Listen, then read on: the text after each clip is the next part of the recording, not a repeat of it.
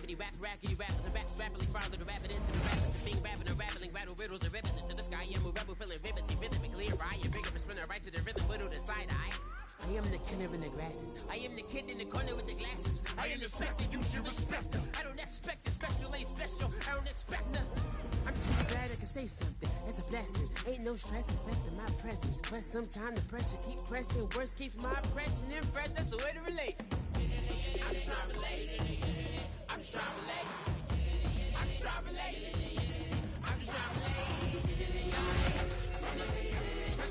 It's so important to find players you can really commit to in these first few rounds. You'd hate to have to readdress these same positions later on.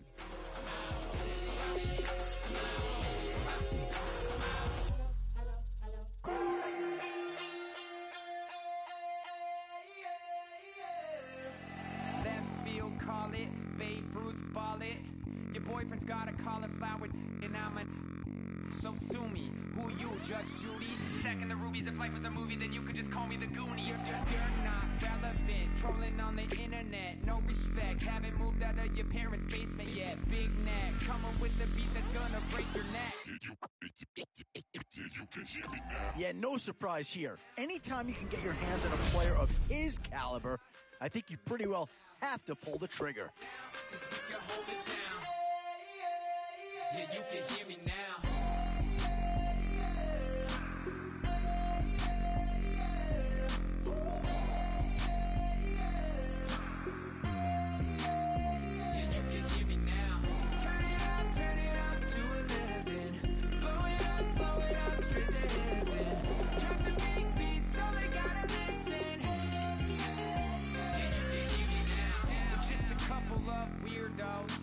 Coming to your city, sending bass into your earlobes, like your bleached out hair. Oh, no need to worry about this guy. Just plug him right into a starting role, and he'll be a massive upgrade. Geronimo, parachute, skydiving off your parents' roof. Crew, saw the magician's assistant in half, like who the are you? Who the are you? Who the are we? We be the dudes who just come over to water the lawn. We don't say hi, we just come over to walk your dog. We nice like that, we super nice like that. Yeah, that's the kind of guy who can elevate that entire unit. He's a very talented addition.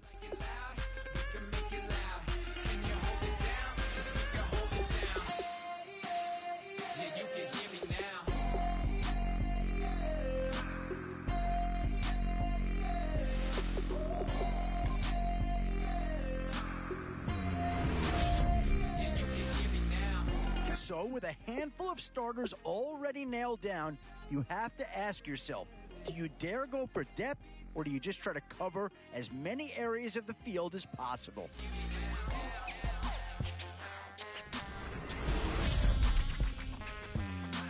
Some tough choices coming up right about now. Do you go after the best available player, or do you go after a position of need?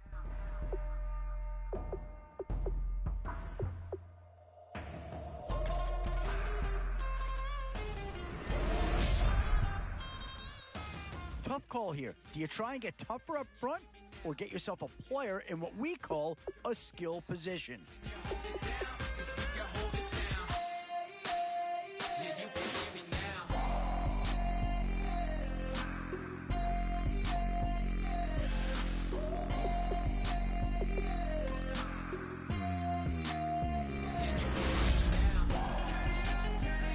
Boy, a tough choice here, but one that any organization would love to have. How do you go wrong with these three guys?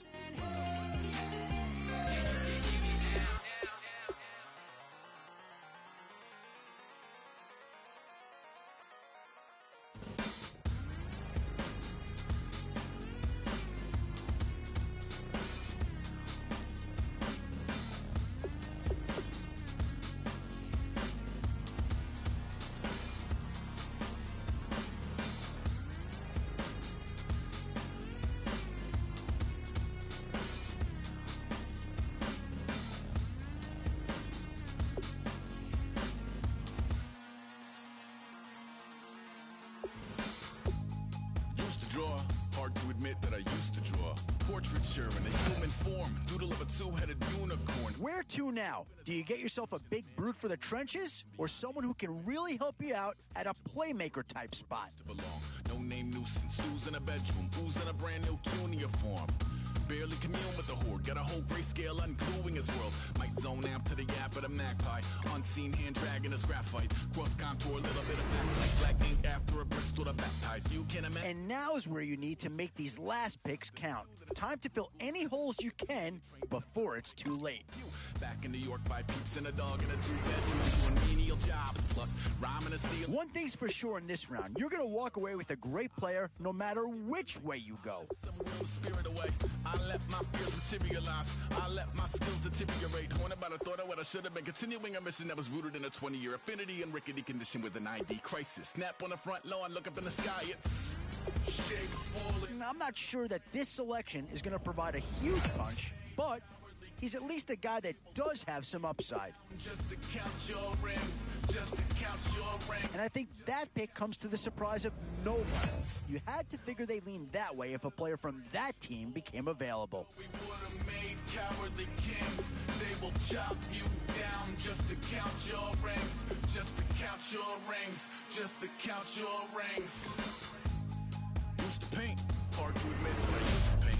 Natural light on a human face. Always a tough decision, offense or defense. It's all about finding the right balance when you're putting a team together. Kids in a minute, drank Kool-Aid from a tube of acrylic, and I grew up in a linseed oil ever linen. Joy to the poison, voice to the resin. Capture a map with a gesture, back up at a little accurate fact. Options here on both sides of the football. It's pretty much of a coin flip if you ask me. Strewn with illusion and tinctures. Stay tuned for the spooky adventures. You can imagine the stars that align when a forearm starts foreshortening right, or a torso hung on a warping spine in proportion. Reads as warm and alive. Routine day with a dirt cheap brush. Then a week goes by and it goes untouched. Then 2, then 3, then a month, and the rest of your life to beat yourself up. I left some seasons eager to fall. I left some work to bury your life. I let my means of being dissolved. I let my person curl up and die. Eating up his innards and unfeasible anxiety is brutally committed to relinquishing his privacy, aligning with the trials of the anti-Midas. Snap on the back lawn, look up in the sky. It's shapes falling out of the fringe. All heart though we would have made cowardly kings. They will chop you down just to count your rings. Just to count your rings. Just to count your rings. And there were colors pouring out of the fringe. All heart though we would have made cowardly kings. They will chop you down just to count your rings. Just to count your rings. Just to count your rings.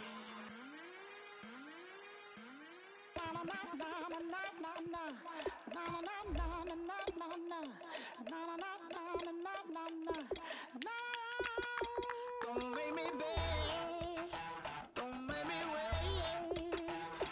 I need a hope in the darkness of the night. And when I stray, show me my place. You are my shelter, baby, let me feel your light.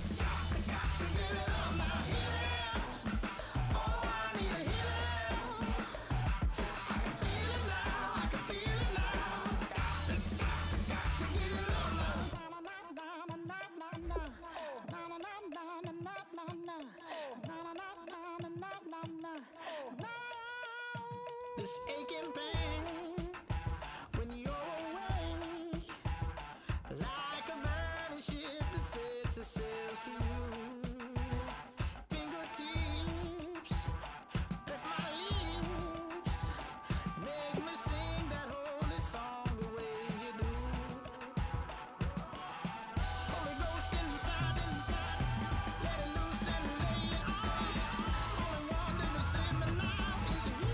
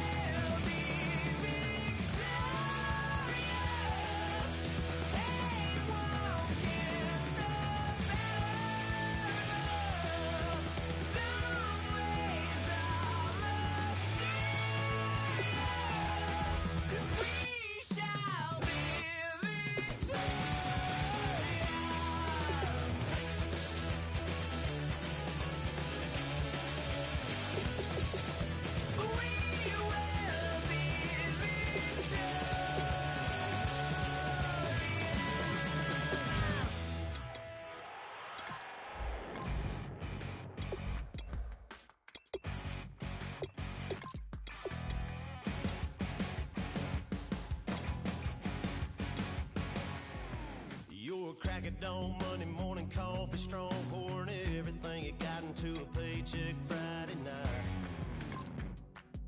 You're a power stroke diesel backhoe riding king, 18-wheeler driving, living life in between the lines of clocking in and quitting time.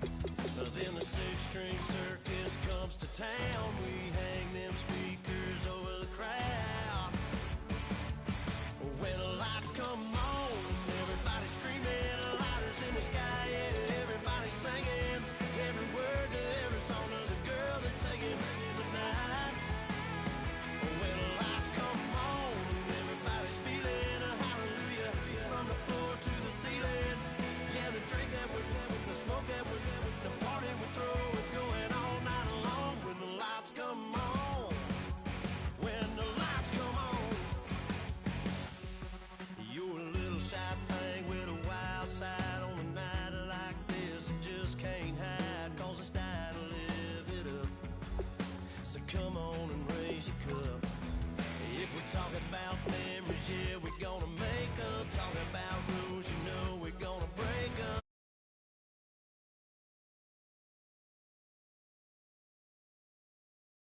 Everybody singing every word to every song of the girl they're taking tonight.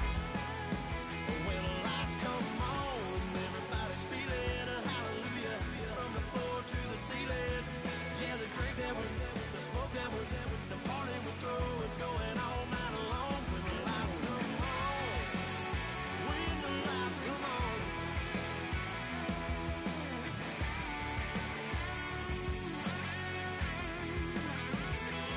Yeah, we all the same cause we thinking the same thing. We on the same page cause we sipping the same drink. Now here's a little something to thank y'all for showing up. Al Dean and the boys are about to blow it up.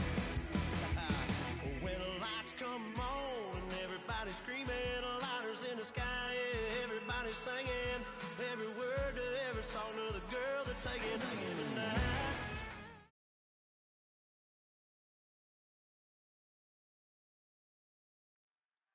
All right, Larry, thank you. It is indeed time for a Draft Champions matchup and what is set to be a great Draft Champions matchup. In the booth, I'm Brandon Gaudin with Charles Davis, and these guys should have a huge impact on the outcome of this game. They're ready to roll. We're ready to roll. Let's roll. And it's the birth of a new club as we're underway in Draft Champions. This fielded at the 2. And not a bad return here. He gets it out to the 25-yard line.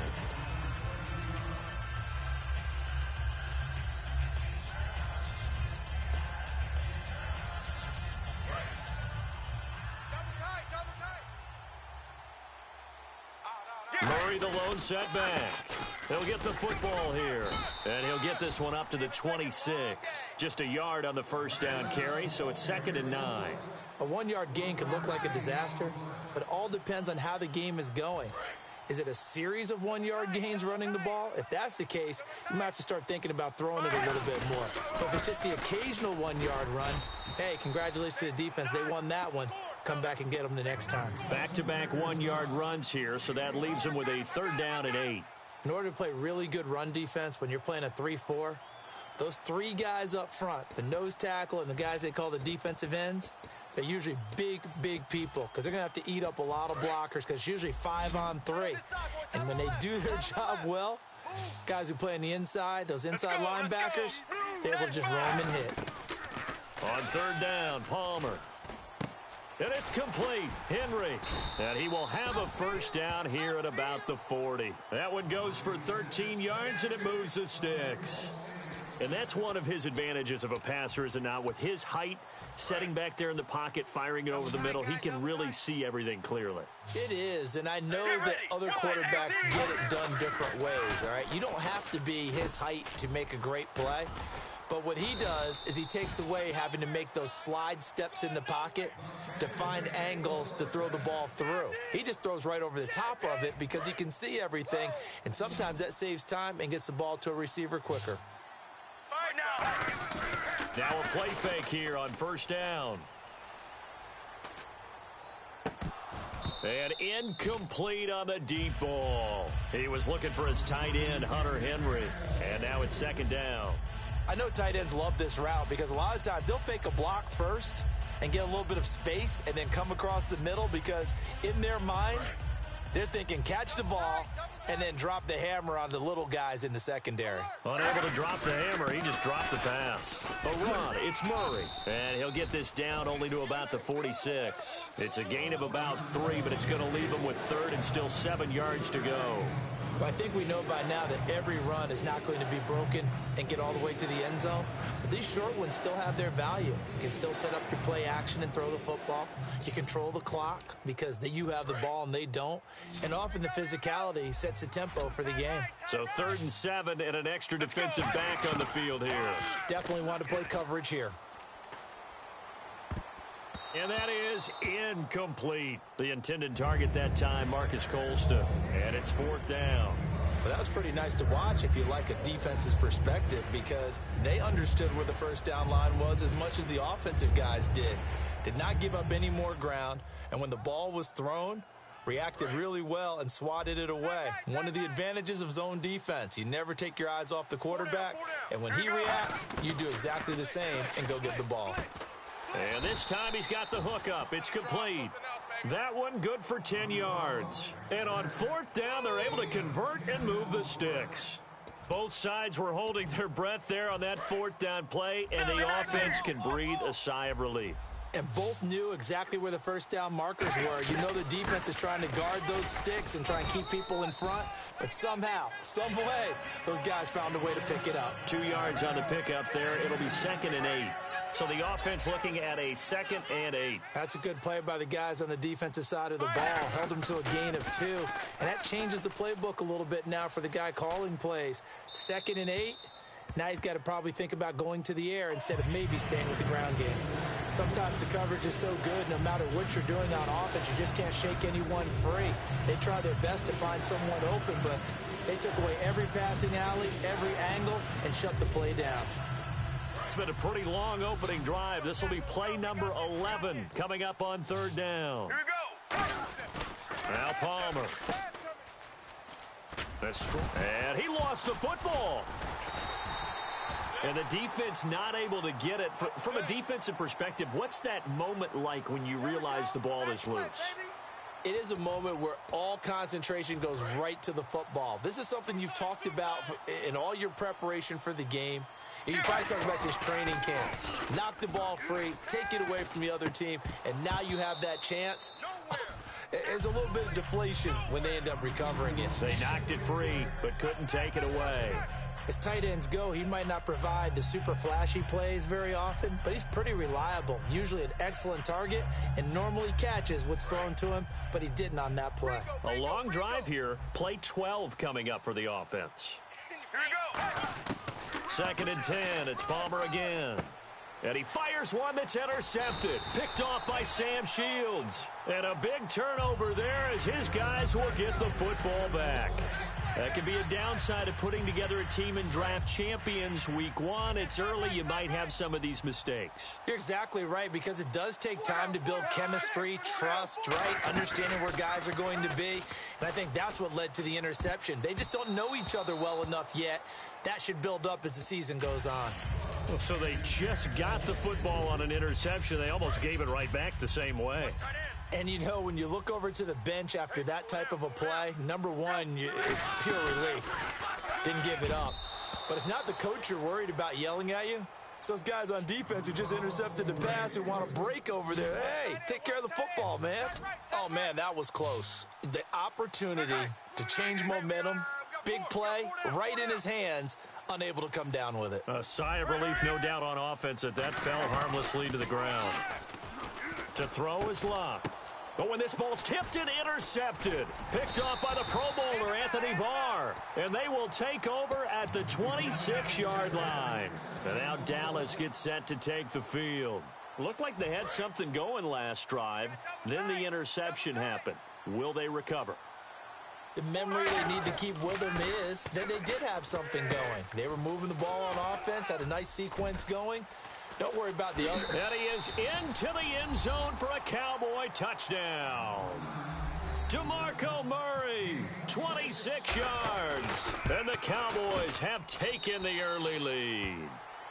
And he's able to put it through. The kick team out there for the Cowboys as they run up to send this one away.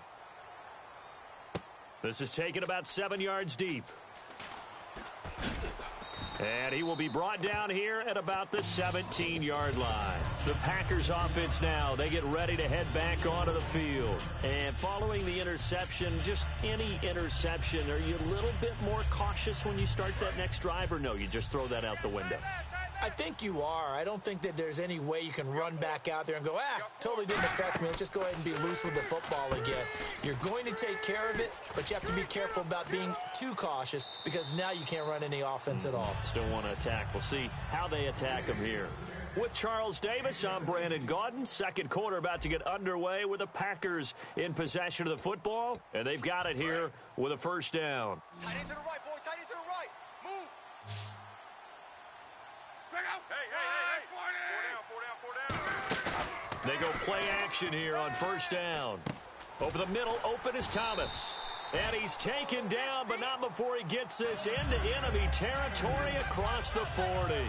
As far as I'm concerned, Andrew Luck can do it all. I mean, he's an underrated runner, toughness in the pocket, strong and stout.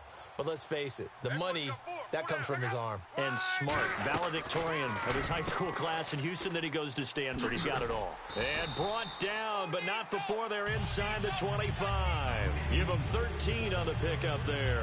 And it'll be a Green Bay first down. And now the passing game here in the second quarter starting to heat up a little bit. Don't you feel the rhythm starting to happen, right? You see it now. The confidence is starting to rise. I think now as a play caller, because that has happened, you lean on it a little bit more. You don't go totally away from running the football, but you do say, guess what? We can throw it. We can throw it well with a whole lot of confidence. They come out 5 wide, 3 of them to the right side. Now Luck. And he whips that one incomplete there. The tight end, Julius Thomas, the intended target. And it's 3rd and 5. Single, slot. Hey, you're on an island over there. You're on an island. Single. From the gun on 3rd down, Luck. Over the middle, it's Thomas. And he takes it down to the 13 and picks up the first. And fits the exact right word. Over the middle, there's almost always traffic. So anytime you're a receiver in that area, you're not just focused on catching the football. You're wondering where the... And he will get this into the end zone. Touchdown, Green Bay. Julius Thomas from 13 yards out. And the Packers are within an extra point of tying this thing up. So we're right back where we started. All even as the kick's away.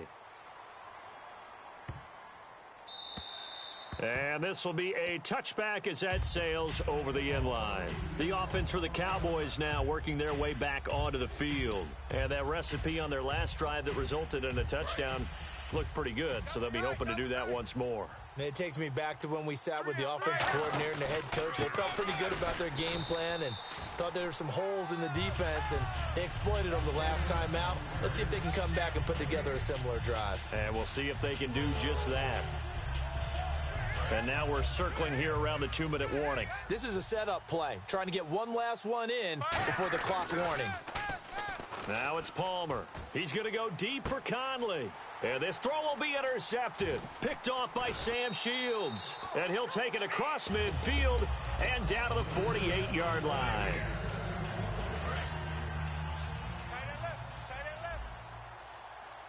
They come out 5 wide, 3 of them to the right side. Luck now to throw. He's got time. And he's going to be sacked back on his side of the field at the 44. Well, they were coming out of the 4-3 defensively. Pressure coming off that right side from the DN. And that's the blind side of most quarterbacks. If you're right-handed, that's the side you don't see quite as well, and that's why you rely on your left tackle, maybe your highest-paid offensive lineman, to take care of you. In this situation, that didn't happen. And he'll be brought down, it looks like right at the 40. That'll be a gain of 15 yards. And just like that, it's 3rd down. That was a nicely run slant route, and what the receiver's trying to do is make the defender think he's going upfield for a deeper route and then breaks it off, usually after about 3 to 4 steps, and cuts towards the middle of the field. And now what he's trying to do is use his body to keep the defender away from the football and give the quarterback a really nice target. On first down, it's Locke. Oh, look at Thomas wide open. A good pickup there, a 22. And he's the epitome of what we call the move tight end, a guy that you can line up anywhere, in the slot, out wide, in tight, doesn't really matter because he has such great skills. You want to utilize him in all aspects of your passing offense. And there he was in the slot for the catch. And stopped a few yards shy of the goal line at the 3. And now a timeout called by the Cowboys defense. It's just their first, so they'll have 2 remaining here before we get to halftime. Watch tight, watch tight. Tight end right. Now a play fake here on first down. Touchdown, Packers! Julius Thomas with his second touchdown here in this first half. And the Packers have taken the lead. And that touchdown gives them a touchdown lead before they attempt the extra point. What a great way to end the half. Yeah, great job to put themselves in front. And now, see on the sideline, special teams defense scrambling, saying we want to preserve this for the final moments of this second quarter. The kickoff unit is out on the field, and they will send this one away. This is fielded a couple yards deep. And the decision to bring it out is going to cost him about 7 yards all told as he's taken down back shy of the 20. And now Dallas gets set to take the field. And what do you think goes on here in this situation? If you got the football, you're trailing, you're back in your own territory with just a little time. Do you try something? You're thinking about jump-starting your team, right? You just mentioned it. They're down. They're trying to get back into... And the Packers give him nowhere to go, and they bring him down. And now a timeout coming from the defensive side for the Packers. It's just their first, so they'll have 2 remaining here before we get to halftime. Let's go.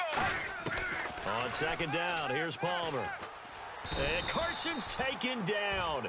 Down he goes in the end zone. It's a safety. So make it back-to-back sacks, and this second one cost him a couple of points. And the easy thing is to put this all on the offensive line, but maybe they need to start changing their game planning and their calls. Quicker passes, running plays, especially when you're this deep in your own territory. The Packer offense now ready to get back onto the field. And with time quickly fading here in the second quarter, not sure how aggressively, offensively they want to play this. I think we'll find out just how much they trust their guys in this situation if they decide to take a shot. Airing it out deep for Woods. And it's knocked away and incomplete. Robert Woods, the intended receiver that time. And that'll bring up second down. I like the boldness, and I like that they took a shot downfield, but it was well covered, and he was able to get a hand in and knock it away. Back to throw, Locke. Oh, it's a screen pass. That's complete. And he's out of bounds just before the midfield stripe at the 49. It's a gain of 11 yards that time, and it produces a new set of downs.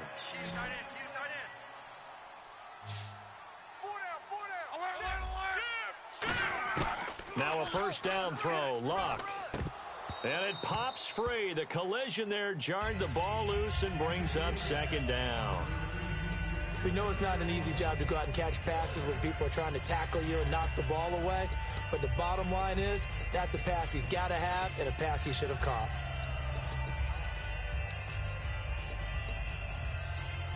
And you see the clock almost empty, so this is likely the last play in the second quarter. They'll come out in the pistol. A final shot before the break. Locke being chased out left. And it's incomplete. Took a shot, couldn't connect.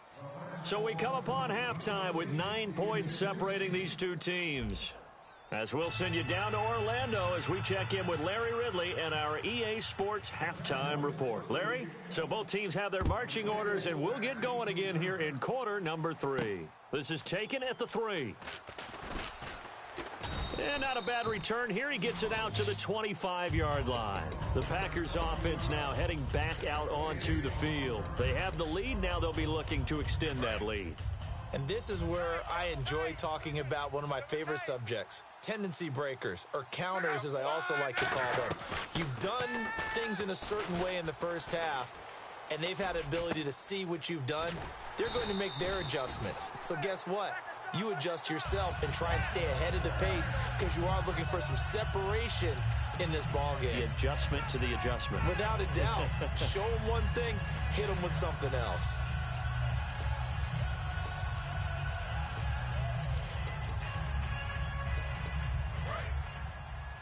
Watch left. Tight end to the left, tight end left. Again, we'll see the pistol here. On first down, Murray. And they went the wrong way there, losing yardage back at the 43-yard line. He lost 6 there on the first down play. And there it was right in front of us. Today's NFL, these guys nowadays, they don't just eat up space. They try and get upfield and make plays in the backfield. Here's Luck now on second down. Right side complete. That's Woods. They get 14 back, but it leads now to a third down. Well, for teams that like to play man coverage, running corner routes can be tough on them because of the ability of getting into it. Sometimes you're squaring it off. Sometimes you're just rounding it. Sometimes there's a fake. Sometimes there's not. That makes it very, very difficult for a DB to stay with it. 3rd and 2, Luck. And he finds Stills, complete. And he's able to get the first before he's taken down at the 36. And they're on 3rd and short. They just tried to spread the field. It worked. And I think that the spreading of the field, the extra receivers, has really become the next in the evolutionary chain in the NFL. Go all the way back in that situation, you're handed to the fullback, right? As we evolve, maybe you pitched it to your tailback. Now you spread the field, and you have your choices of where to throw it and complete it for a first down.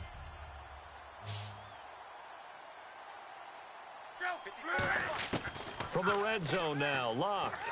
And his pass incomplete. Kenny Stills, the intended receiver, and that'll bring up second down. Well, the numbers have been good in the passing game, and certainly a big reason why they have the lead. But now here, third quarter, maybe go to the run game a little more? Yeah, perhaps. I mean, after that incompletion, a little credit to the defense for shutting them down on that play. Maybe you try and run the football a little bit more in this spot. But they have to feel good about how they've been throwing it overall. That one good for the completion percentage, but no gain. It'll be third down. Now the old pass completion for no gain, not something you want to call up out of the playbook too often. Yeah, most offensive coordinators don't have that on their play sheet, so they've got to go back and scramble after this one. Trying to get it to Thomas, and it's intercepted. Picked off by Logan Ryan. And a big turnover there as his guys will get the football back. Now we take a glance at the offense as they work their way back out for their first possession of the second half. And the last time they had the football, they surrendered 2 points on the safety. They don't want to do that one again. No, not at all. It's almost like a bases clearing double, isn't it? Give up a couple of runs. Sure. just messes things up for you offensively. But now they've got to go ahead, take it, set it aside, and move forward. And he'll be hit as he releases it, and that'll fall incomplete. It's a tried and true formula, and I don't think it'll change for as long as we play football. If someone's trying to throw the ball and you can put pressure on them and make it tough, that's only going to help your defense. Yeah, he's sensed being Palmer's hit. Fumble. He loses the football. On plays like this, when the ball comes free, it's often unusual for the team that lost it to get it back. Because this is the quarterback. The ball gets away from him. Everyone else is trying to execute what they're supposed to do on offense. They're usually looking in the other direction, downfield, or have moved away from him. In this case, though, a teammate is able to come up with the ball. And let's see, the Packers defensively 6 DBs, so a dime look on third. Could play coverage or bring pressure. To throw is Palmer. And now this one's intercepted. A third interception for Palmer. Picked off by Landon Collins. And Green Bay getting ready to go as they take the field. And the interception thrown in the red zone last time. We'll see if they can rebound. I just have to think the last thing he said as they went back out there was, don't do that again. What do you think? What do you think? Yeah, I think that. I think that not only did he say that, but he also told them, let's put it in the end zone that it's supposed to be in, all right? The end zone we're trying to score. I know we're being a little bit facetious here, but the bottom line is take care of the football, and everything else should flow from there. Quick lesson, never ask the play-by-play guy a question. Hey, you're my partner. I know you're right there. That's caught inside the 20. Touchdown, Packers. Michael Floyd, 50 yards. And that interception key as it leads to the touchdown. Well, you know he can be explosive, and he's ultra explosive there on the fly route. And you know how many times we've talked to coaches and we've had quoted back to us, well, you know something? When you execute really well, it doesn't matter if they know it's coming or not. Well, sometimes athleticism beats you as well. He just took off and went. And that's almost like one of your Turkey Bowl games, isn't it? Just go long, Backyard. man. I'll hit you. And it worked really well for them. And now Dallas gets set to take the field. And following the interception, we'll see what they can put together on this drive. I can hear my old college coach right now. He always used to tell us before every game, the team making the fewest mistakes will win. What they're hoping is that last mistake is their only one of the game. Coaches, that's all they talk about, turnovers, right? Minimizing those and maximizing opportunities. And they went big on first down, proves unfruitful. Chris Conley, the intended receiver, and it's second down. Sure, that pass was incomplete as they made an attempt to get a big one downfield, but that's okay because the second part of that is if you don't get the completion, at least you've told the defense you're trying to stretch them out a little bit, and they may have to change accordingly. And incomplete there. A nice hit. Jars the ball free and brings up third down. And there's a good opportunity that just went awry there. A drop pass. I guess that's why they call them running backs and not catching backs. So here we go now. An extra defensive back in there on some Packer pressure, and down he goes. Derek Shelby. He's the one that gets him down. It'll be a loss of 5, and it'll bring up fourth down. Back now at Soldier Field. It's the Cowboys in possession of the football, but they trail here as we begin the fourth quarter of play.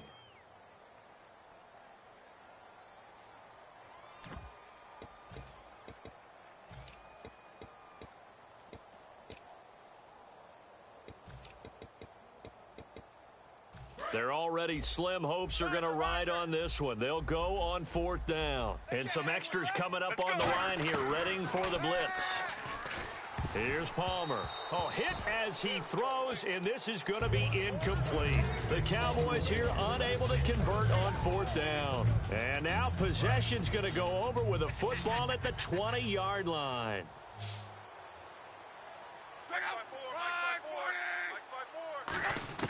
On first down, Luck. And Luck will be intercepted for a third time. Picked by Bob Sanders. And a big turnover there as his guys will get the football back. Now the Cowboys offense heads back onto the field. And last time out, went for it on fourth down, turned it over, gave them great field position, turned into 6 points, so they've got to recover here, Charles. It's amazing what one decision can do in the chain of events, right? The decision to go for it on fourth down. Caused all of that. It caused every bit of it, but it showed confidence. Hey, I've got confidence in you guys. Go pick it up for them. Didn't happen. Also showed confidence in the defense. They didn't pick up their end of the bargain, so now they've got to come back out and start over and rebuild that confidence. And his pass is intercepted for the fourth time today. Picked off by the linebacker, C.J. Mosley. And Green Bay getting ready to go as they take the field. And with 3 interceptions thrown already, we'll see. Do they rely more on the ground game here? They may have to change things offensively to try and settle things down, not just for the guy throwing the ball, but for the rest of the... And he's got it. It's caught for a Packers touchdown. Their dangerous wide receiver, 35 yards. And that interception key as it leads to the touchdown.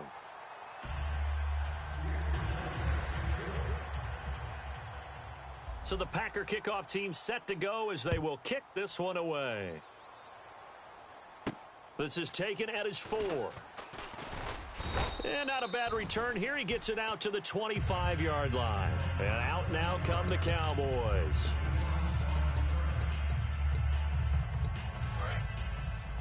Shift together here from the D-line.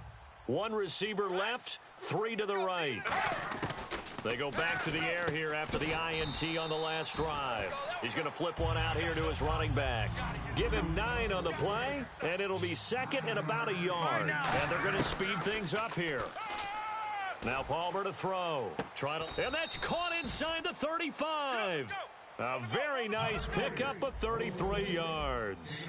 So the D-line's going to spread out. There will always be a place for methodically marching the ball downfield. But when you can pick it up in big chunks and strike like that, have explosive plays. And this is caught.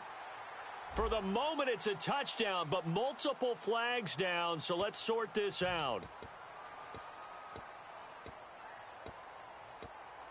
So the defense has put them in a tough spot. It's 2nd and long. On 2nd down, here's Palmer. Steps away to his left. Just a 1-yard pickup on the play, and that'll force upon him a 3rd and 14. Well, he did a nice job keeping his eyes downfield, waiting for someone to get open. But once the pressure forced his eyes down to see the rush, it was time to make a break for it. And my goodness, another interception. Picked off by the linebacker, C.J. Mosley. And they are going to set up shop at the 32-yard line. And Green Bay getting ready to go as they take the field. And they'll just simply be looking to build off the confidence of the last time out where they scored a touchdown. And confidence is powerful, isn't it? When you've scored once, you feel like you can go back out there and get it done again. Doesn't matter what the defense throws at them. They feel like they're in a groove right now, and they want to get out there and show it. Yeah, hoping to stay in that groove here this go-around. It's a 5-receiver set, 3 to the left, 2 to the right. And that's caught left side. It's Woods. No, bottled up. Fumble. It's out. It's loose. But it looked like a Packer. Yeah, a Packer was able to get this back, and they'll indeed keep possession. Call it luck or skill, whatever the case is. They're feeling good about just keeping the football there. And his pass is intercepted for the 4th time today. Picked off by Logan Ryan. And they will set up shop in enemy territory at the 42-yard line. 1 receiver left, 3 to the right. So after the interception, here's Palmer. He's going to let it fly. And nearly another interception. They've been around the ball all game. Well, an incomplete pass certainly doesn't look like a good play. For the guy throwing it today, as many interceptions he's thrown, he's got to feel a sigh of relief that the ball actually hit the ground and didn't go in the other direction. Let's go. 2nd and 10 now, and it's Palmer. Escaping the pressure right. Now a desperation throw deep. And now here is another interception. Picked off by Champ Bailey. And a big turnover there as his guys will get the football back. The Green Bay offense now about ready to take possession here. They have the big lead here late. They protected their home turf well, didn't they? They certainly did, partner. And just think about how good that feels, because every team has a goal when they start the year to win at home. All right, and sometimes you don't win all of them, but they managed to get that done today. Just think about your routine stays the same. Everything's familiar. You feel right going into the game, and they translated that into a win. They did indeed. They protected the home field, and now the final stages. Give them a couple on the catch. It's 2nd and 8. And there they went crossing route against the zone defense. What do you think of that? Takes real coordination between the passer and the receiver, because you've got to read those zones and where the open spots are and be on the same page with the guy throwing the football.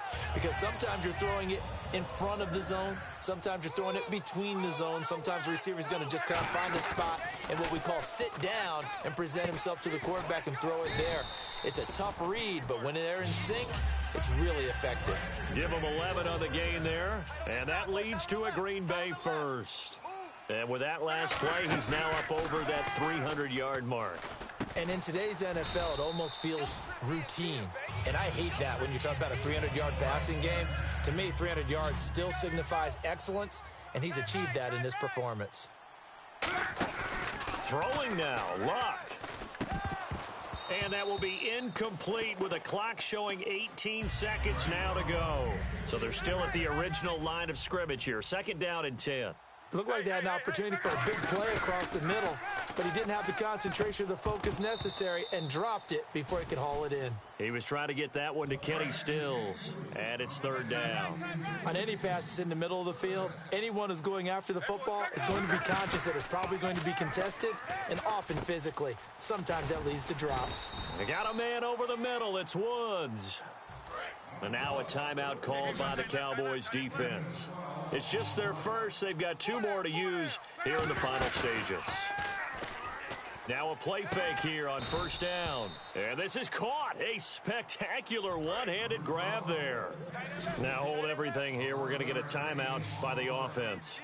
And as the two teams talk it over on their respective sidelines, we take a break. That is caught at the 7-yard line. Well, as always, partner, an extreme pleasure to share a booth with you. I have to say, I am impressed at your discipline because you came here and you said you were not going to eat any of the media buffet. You made it to the end. You didn't consume a single calorie.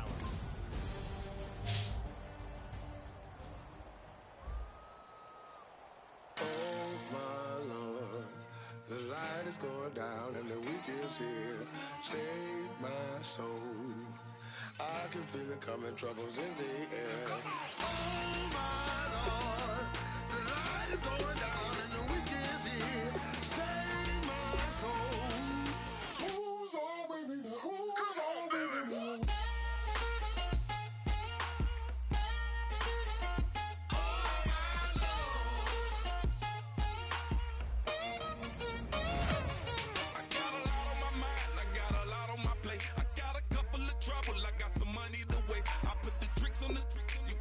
On the car, it's like a weekend at Bernie's, and baby, you look the part. I'm about to get it poppin', call a Uber, cause I'm a scuba. Dive while he driving, shot it, rocket, and I maneuver. I know you like it when I put it, yeah.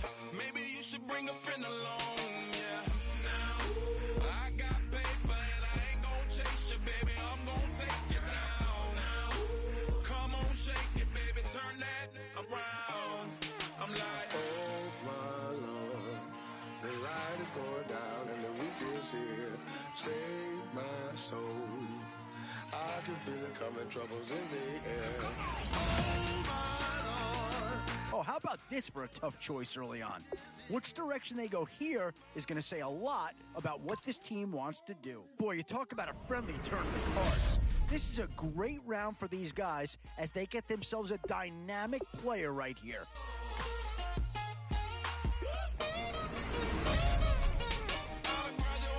These are the rounds you love to see. Some big names to choose from here. Yeah, I think with that pick, you're just looking to build up your core. Get some guys in here that can help round out the roster.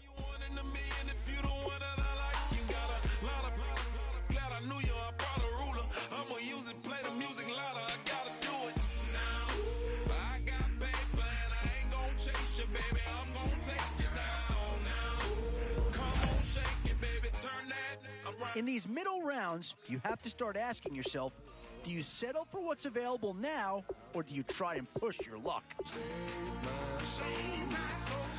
can feel it coming, troubles in the air.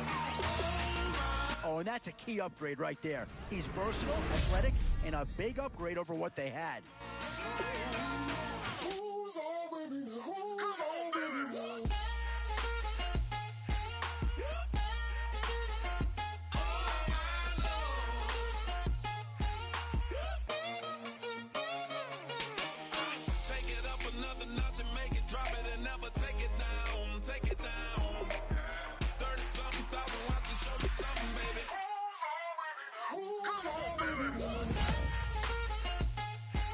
Washington's been represented once already in this draft. Could one of his teammates be about to join him?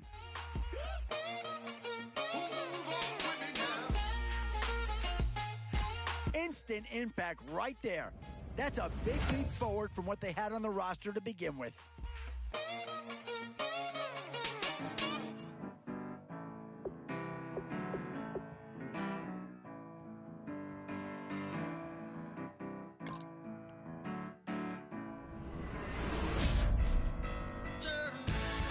Three choices here, all of them impact players. Now it's getting to the time of the draft where you really want to get lucky and hope somebody falls into your lap.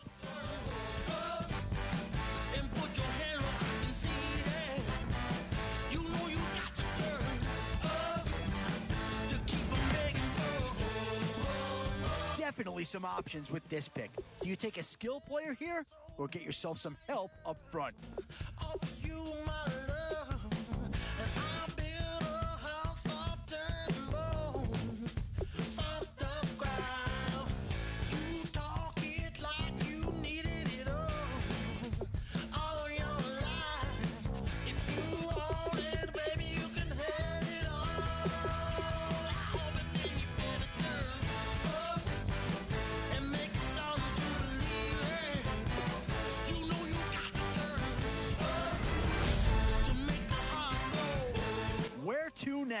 Do you get yourself a big brute for the trenches or someone who can really help you out at the playmaking type spot? A bit of a dilemma with this threesome. Which side of the ball do you turn your focus to here? Still a few holes on this roster and not a lot of time left to do anything about it.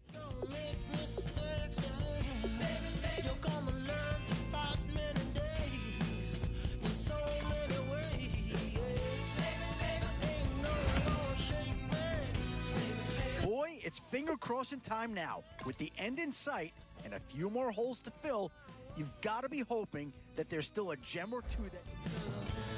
That's what you really want. Must be what you really want. If that's what you really want, I said you better turn up and make it something to believe in. You know you got to turn up to make the heart go. I said you got to turn up and play your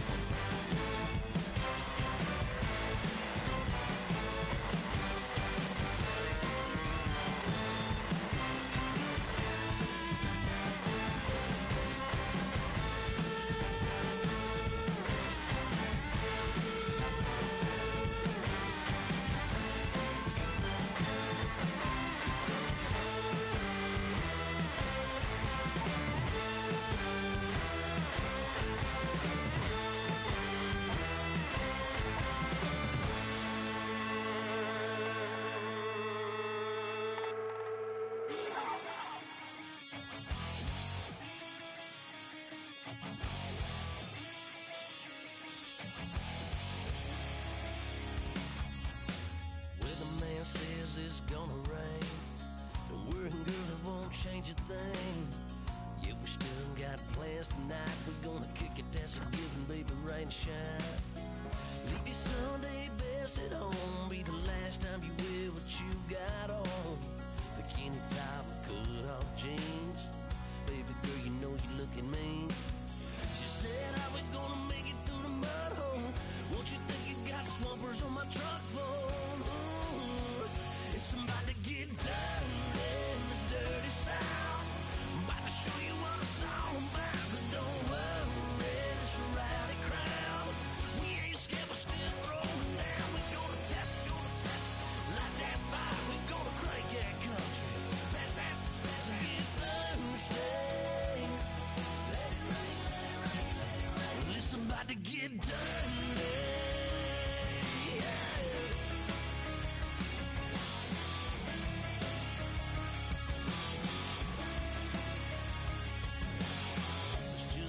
About a good old flood, watching that red clay turn to mud.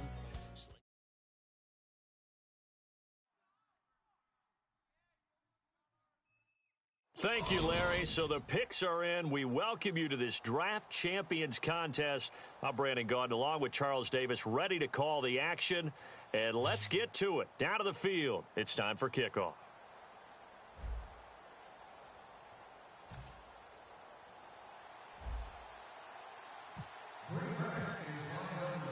And it's the birth of a new club as we're underway in Draft Champions. Fielded about a yard deep. And he'll take this up past the 20 and down at the 22-yard line.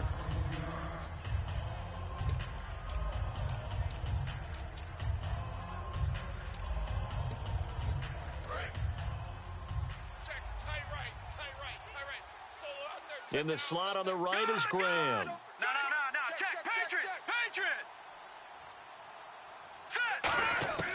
They'll come out throwing here to start the drive. He's got time in the pocket. Oh, he's going to take a shot right away. And it drops down incomplete. Thought he might have had it. Instead, second down. And when all else fails as a defender, when you're not there in the coverage, your best friend is exactly what we saw there. A big play shot taken by the offense. Unfortunately, it ended in a big drop. No. Check. Patriot. And 2nd and 10, he'll look to throw again. No, he doesn't have it. Maybe some alligator arms there going over the middle. 3rd down. And he's certainly not a guy that drops that football very often. Indeed, because that's a bit of a surprise. I know he's in the middle of some traffic and people, bodies all around him, but he usually has... He rifles one that's intercepted. A great read, and it's picked off. And they will take over at the 26-yard line. Certainly not how they envisioned ending their opening drive here in the first quarter. Too many ones in this play. First quarter, first drive, first interception thrown. And that last one, that hurts. Ready. After the interception, here's Griffin. Touchdown, Packers. Tim Brown, 25 yards for the touchdown. And the Packers have taken the early lead. And it's good to make it 7-0 Packers.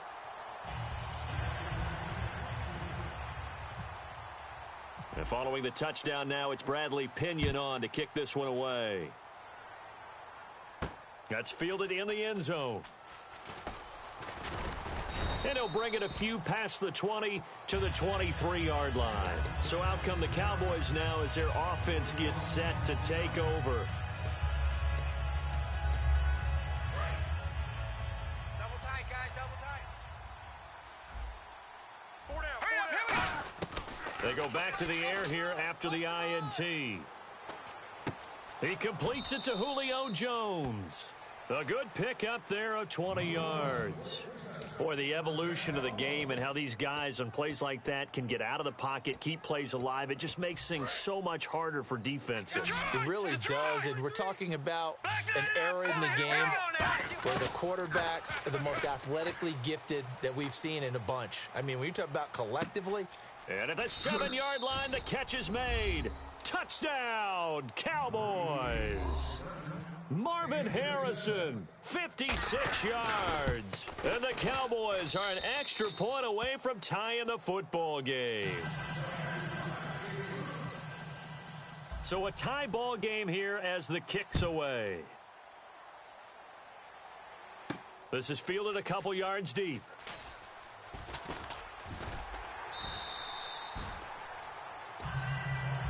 The Packers offense now, they get ready to head back on the field. And they were able to punch it in the end zone last time. They'll be looking to do that again here for the defense. Obviously, they'll be looking to stop them from punching it back in the end zone. It always is punch, counter punch, isn't it? And which team has the advantage? Well, let's just go back. Last time on offense, they rolled downfield, got into a good rhythm. You can see a little more bounce in and out of the huddle. You can see the sideline really get into the game. So defensively, you're thinking to yourself, how do we take that away from them? How do we get the advantage back? Let's see what they come up with. I think pressure is always the first way to go. You love pressure. I love it. We'll see if they dial it up this drive. Just a yard there, so it brings up a tough 3rd and 12. When the 4-3 defense is functioning really well, you know who stays what we call clean and no one gets to him? The guy playing the middle linebacker position, the guy we call Mike. That means the defensive front is eating up all the blocks and just let him go to the football and make a play. A bullet throw, but incomplete. The tight end, Cameron Brate, was the target, and it's 4th down. So on now is the Clemson man, Bradley Pinion, to punt this one away.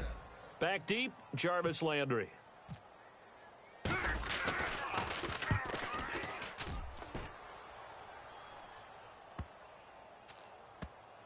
And they'll let this one go right on the outskirts of the 10. They'll down it at the 11-yard line. And now Dallas gets set to take the field. And they will simply, Charles, be looking to duplicate what they did last drive when they were able to push it in for 6. And they hope it'll be that easy, right? To be able to take exactly what happened before, replicate it. They may have to make a few additional changes along the way because... It got his man complete. A big play here for Dallas. 51 yards. Now that play will end up on the highlights, and you'll see it all over the place. But what you won't see, the offensive line that bought the extra time, that allowed for the big completion downfield, those guys made that play possible. 2nd down following the run. Some runs are blocked so well, you almost forget that someone has to carry the ball to gain the yardage. The leverage by the offensive line to create space up front, really well done. 2 yards on the pick up there, but it's enough to give them a new set of downs. Offensively, they liked their situation, so they tried to take a shot downfield, but no one was open. So it was tuck it in run time, and he picks up a first down. That one good for 16, and the drive will continue. And that run was what a lot of people call an explosive run. Gave them good yardage, solid yardage. They feel good about the whole thing, and they did it behind a 2 tight end set. It's always interesting to watch what offenses want to do with the 2 tight ends. Sometimes they line them up together for a power set. Sometimes they put one on each side of the line of scrimmage to balance things out. No matter what, though, when you see 2 tight ends on the field, your first thought is to think run. In this case, the offense was able to run successfully. And there's a run to be happy with. Good, solid yardage. He'll take that anytime you hand the ball to him back. And this is caught for a Cowboy touchdown. Jimmy Graham, a 2-yard touchdown grab. And the Cowboys have taken the lead. And his kick is good. The kick team out there for the Cowboys as they run up to send this one away. This is fielded a couple yards deep.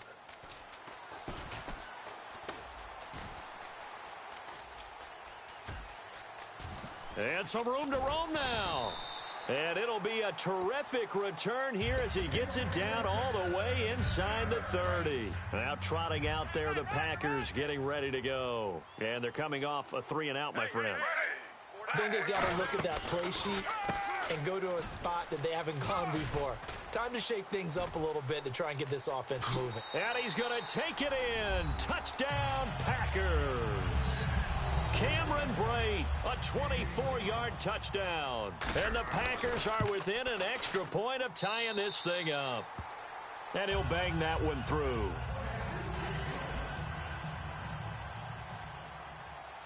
So we're right back where we started, all even as the kick's away.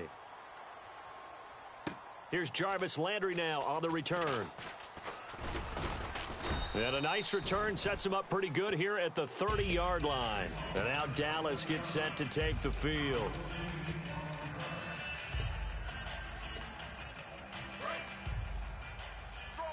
Watch it now, Barney! They'll come out in the pistol. They'll come out throwing here on first down. And he fires one that's intercepted. It's the Pro Bowler Luke Kuechly that picks it. And they'll start with great field position at the 41-yard line. And Green Bay getting ready to go as they take the field. After the interception, here's Griffin. Man open left side is Brown. And he's going to get this one down right to the edge of the red zone of the chalk of the 20. With Charles Davis, I'm Brandon Gaudin. Second quarter about to get underway with the Packers in possession of the football. And they've got it here with a first down. Tight is right. Watch tight. Tight is right. Throwing now, Griffin on first down. Shakes off the sack. Jackson's got it over the middle. And all the way down inside the 5 to the 4. That one goes for 16 yards. It sets him up first and goal. So an excellent throw and an excellent catch there. Zone coverage, which means you just have to find the... And he'll take this one in for a Packer touchdown. Derrick Henry, a 3-yard touchdown run. And the Packers have moved out in front. And there you go. Nothing really too complex. Block, keep to your assignments, let them run it in. They did it. Fundamental football. Good blocking, beats good tackling on that play. End result, touchdown. This is fielded at the goal line. And a pretty good return here. He'll be stopped just shy of the 25 at the 24-yard line. And now Dallas gets set to take the field. And last time, one play interception. So this offense, they should be fresh. That's a good way of putting it. And I can't wait to see what they decide to do with play calling. Because a one-play drive where you throw an interception, a lot of people think the very next time out, run the football, don't give them a chance. Maybe play action? I think maybe you go play action, show your quarterback, get a little confidence in him, and let him fling another one. Hey, you're on an island over there. You're on an island. All right, here we go. He'll try again with the arm here on second down. And Graham's got it over the middle. A good pick up there of 20 yards. So there on that play, offensively, they ran the crossing route. Defense was in zone coverage. So as a former DB, how tough is it to defend that? It's really difficult because your natural inclination is to chase the receiver. And for the third time here in this half, it's intercepted. Picked off by Malcolm Jenkins. And the return just out across the 15 to the 16-yard line. And now the Packers get set to go. Double tight, guys, double tight. They'll run the option left. They find some open field here. Cut back. And now look at him go. Touchdown, Packers. RG3 on his way to a monster game. 3 first-half touchdowns. And the Packers are able to strike quickly for 6. He's got it as they double up the lead. This one's now 28-14. And following the touchdown now, it's Bradley Pinion on to kick this one away. This fielded at the 2. Fighting through. And he'll take it back to about the 19-yard line. Here's the Dallas offense now heading back out onto the field. And some changes here as the D-line separates some. Back 99, Valley, here we go. They go back to the air here after the eye-in. And his pass is intercepted for the 4th time today. A great read, and it's picked off. And they are going to set up shop at the 32-yard line. And Green Bay getting ready to go as they take the field. And coming off a one-play drive that was so deflating for the defense, what's their mentality? How do they rally here and stop this offense? Well, hopefully there's some determination that sets in because they weren't ready to go on the last one. Give all the credit to the offensive guys for getting it done, but to allow a run of that length, that's just not being prepared. So now, are they determined? Are they ready to read their keys and make the proper plays? And we'll see how determined they are. A fight for the football, and it's intercepted. Picked off by Quentin Demps. And a big turnover there as his guys will get the football back. And now Dallas gets set to take the field. And last time wasn't pretty. One play and an interception. We'll see if they can do better. I want to see if they want to go ahead and throw the ball again now on this drive after what happened on the last one. Throw it on the first play. Give the quarterback some confidence. See what happens. Jimmy Graham, the intended receiver. That'll bring up 2nd down. The good signal callers would never go back in the huddle and play the blame game because they need those guys to protect him. But on that last one, his offensive line, they lost their leverage very quickly, and that's why they were able to get to him and hit him as he tried to throw the football and force an incompletion. And the hit jarred it loose. It's incomplete.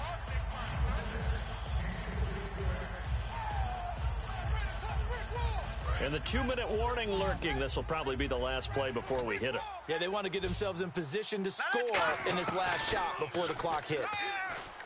They'll look to throw. Caught on the right side by Jones. So 2 minutes to go in a wild first half. We're back to Lambeau following these words.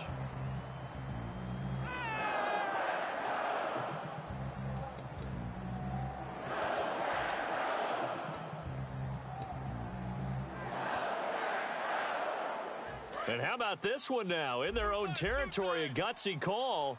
They're going to go for this on 4th and a yard. Here we go now. 3, 19, hold on. It's a quarterback sneak. They'll get a couple yards on that one. And they're able to pick up the conversion here on 4th down. I tell you, on 4th and 1, when you're way back on your side of the field, I thought this might just be an attempt to draw them off and get the first down that way. But they were going for it the whole time, and they wind up getting it. They'll set up a throw. And nearly another interception. They've been around the ball all game. 2nd down following the incompletion. My high school coach, John Ford, used to say all the time, if you're in a bad situation, laddie, don't compound it with a bad decision as well. And I think that's what we just saw there. Harassed in the pocket. And my goodness, another interception. Picked off here by Aaron Colvin. And his guys are going to take over at the 39-yard line. The Packers offense now, they get ready to head back onto the field. They go read option with Griffin. And a short gain there down to the 37-yard line. Give them a couple on the carry there. 2nd and 8. See if they stay on the ground for 2nd down. Well, they held him to a short gain on that one, and it almost felt like on that first run, they were trying to just throw the jab at him. So how do you stop a jab? And now the Cowboys are going to call another timeout. So that means they're down to one remaining here as we head toward halftime. So many times you hear today's NFL described as a space game. Get your best players into space with the football in their hands. That's why sometimes you just swing it out to your runner, get him out in the flat, and let him have a chance to make people miss an open field. Anytime you decide to use your quarterback as a runner, most of the time when you design a play, you're expected to break a little bit bigger than this one, because when you run him on short gains, your risk-reward and him taking hits, I'm not sure that's the payoff they were looking for. And a good quarterback facing zone coverage, if he has just a little bit of time to survey the scene, that's what's going to happen. No doubt about it. If there's no pressure, he's going to continue to pick them apart. Now, hang on here. Timeout called by the defense. And with halftime on the horizon, they'll be out of timeouts from here forward. Now Griffin on second down. And incomplete there. A nice hit. Jars the ball free and brings up third down. And the offense looks to pick up the first here on third after that incompletion. They'll run it now out of the gun. And he will maneuver his way down to about the 7. Call it a gain of 3, and it'll bring up fourth down. Now, that was a big-time play by the defense. They as well knew where the first down line was, and they didn't let them get anywhere near it.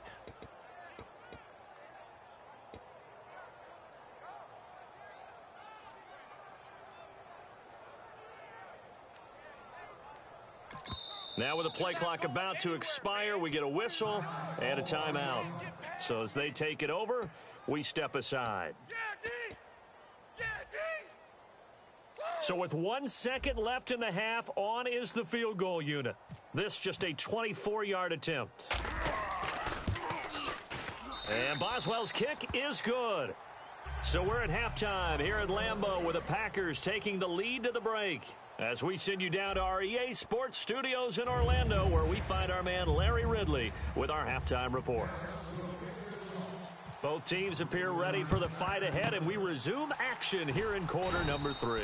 A very interesting call and one that backfires. I know they're losing, Charles, but boy, to start the second half with the onside kick, risky. Felt like a sense of urgency from their side, coupled with, you and I both know the special teams coordinators, they sell their key plays each and every week to the head coach, don't they? And I'll guarantee he's been selling this one. Touchdown, Packers! Cameron Brate, 2 catches, 2 touchdowns here so far. And the Packers add on to their lead. In order to lead in a game, you're going to get plenty of contributors, but that's his second touchdown catch of this game. He's one of the key guys in this one. And you better believe he'll be looking for the hat trick here as this one continues to go. This is fielded a couple yards deep. And he'll wind up about 4 yards shy of where he would have been if he had taken a knee, as they'll start at the 21-yard line. A look at the offense now here, coming back out on the road for their first possession of the second half. They're down in this game. A chance for the offense, though, to put something on the board, get some momentum here in half 2. Try and get things kick-started for them. And you know at the half, they discussed how they were going to get that done. This is where scripting comes into play a lot of the time. How many plays do you script coming out of the second half? Most of the time in the first half, you're scripting 12 to 16. I think in the second half, you're really scripting more like 8 to 10. Kind of a starter or an opener, whatever terminology they use. Just something to get you off to a quick start. Throwing over the middle, but it's incomplete. The Pro Bowl wideout Julio Jones, his intended receiver. And it's third down. Well, to say that this has not been his game is probably a big understatement. I mean, he is all over the place. Mechanics are off, not accurate, except if you're playing on defense, because they picked off a good number of passes. Yeah, all the INTs, but they're throwing it off his back foot. Pressure coming, just chucking it downfield. He can't do that right now. No, you can't do that at all. And I think one of the hardest things for a guy more spectacular plays to make up for it, and it usually leads to more bad ones. This one to the sideline. He's got it. A nice job to keep. Show me my place. You are my shelter, baby. Let me feel your light.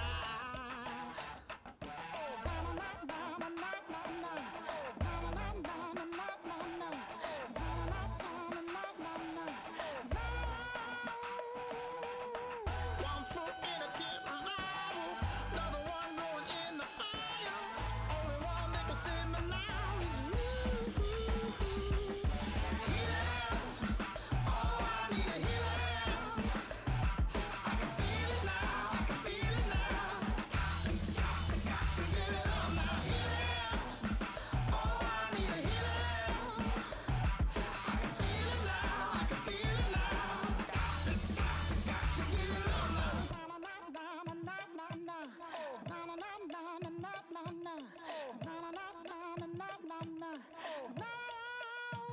this aching pain when you're away, like a burning ship that sets the sails to you.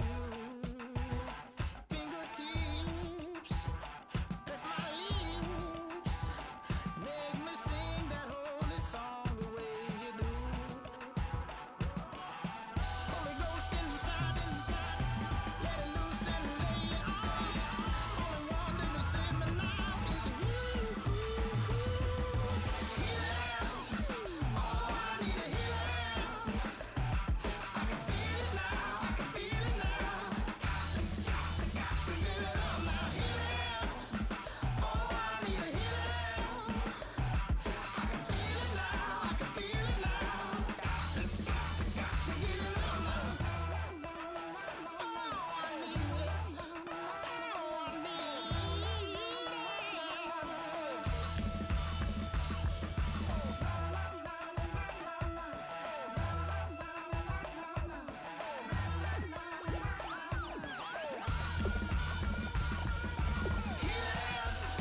Oh, I need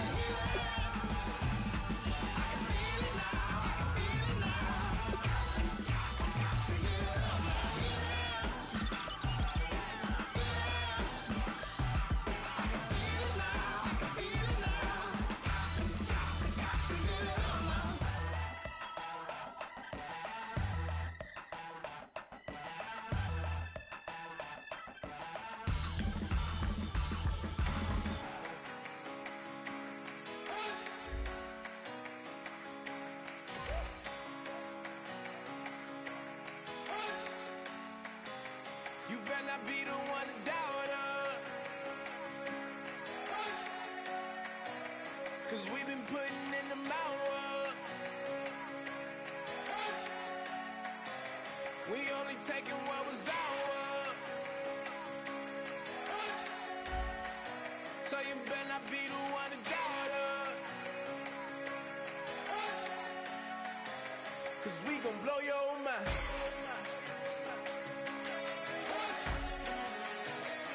We gon' blow your mind.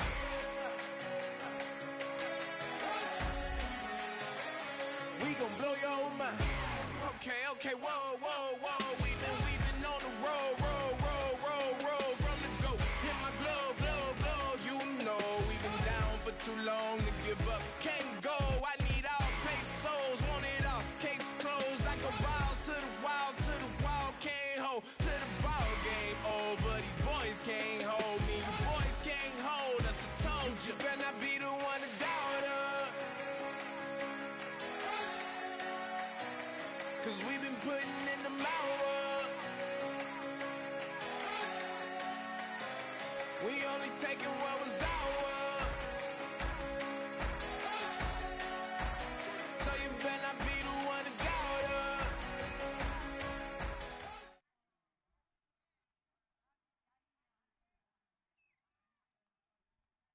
All right, Larry, hope everyone is settled in for a great Draft Champions contest. Here, lucky to witness it. I'm Brandon Gaudin with Charles Davis. These guys that you see on your screen, they won't be witnessing. They will be participating in what should be an excellent game. Let's get down to the field. It's time for kick.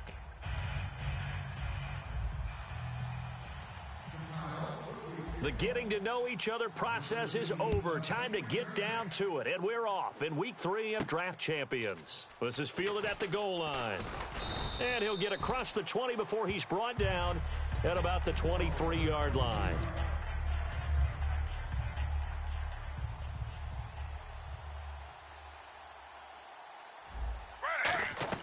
On first down, Griffin forced out to his left. Give him 8 on the play, and that'll make this a second down. You know, I don't think this is the last time we'll see that in this game. This guy has mobility, and they want to use his legs in the game plan. So there will be designed runs as well as his scrambles. Now a run with Anderson, and he'll get it up to the 33-yard line. 3 yards there, good enough to keep the drive moving. So the run moves the chains, and here we go on first down. Not too many more ideal situations in 2nd and 2 in order to try and pick up a first down. They ran it and picked it up. Now Griffin on first down. Airing one out for Macklin. Deep down, and that's caught inside the 35. Touchdown, Chicago! Jeremy Maclin, 66 yards. And the Bears have taken the early lead. Not a bad way to start it. And I think that was part of their script, because so many teams script their opening possessions, and whether it's just that possession or even deeper into the half, sometimes it's 15 to 30 plays. That had to be one in there where they call a shot play. Go for the big one, and they got it done. This fielded a few yards into the end zone.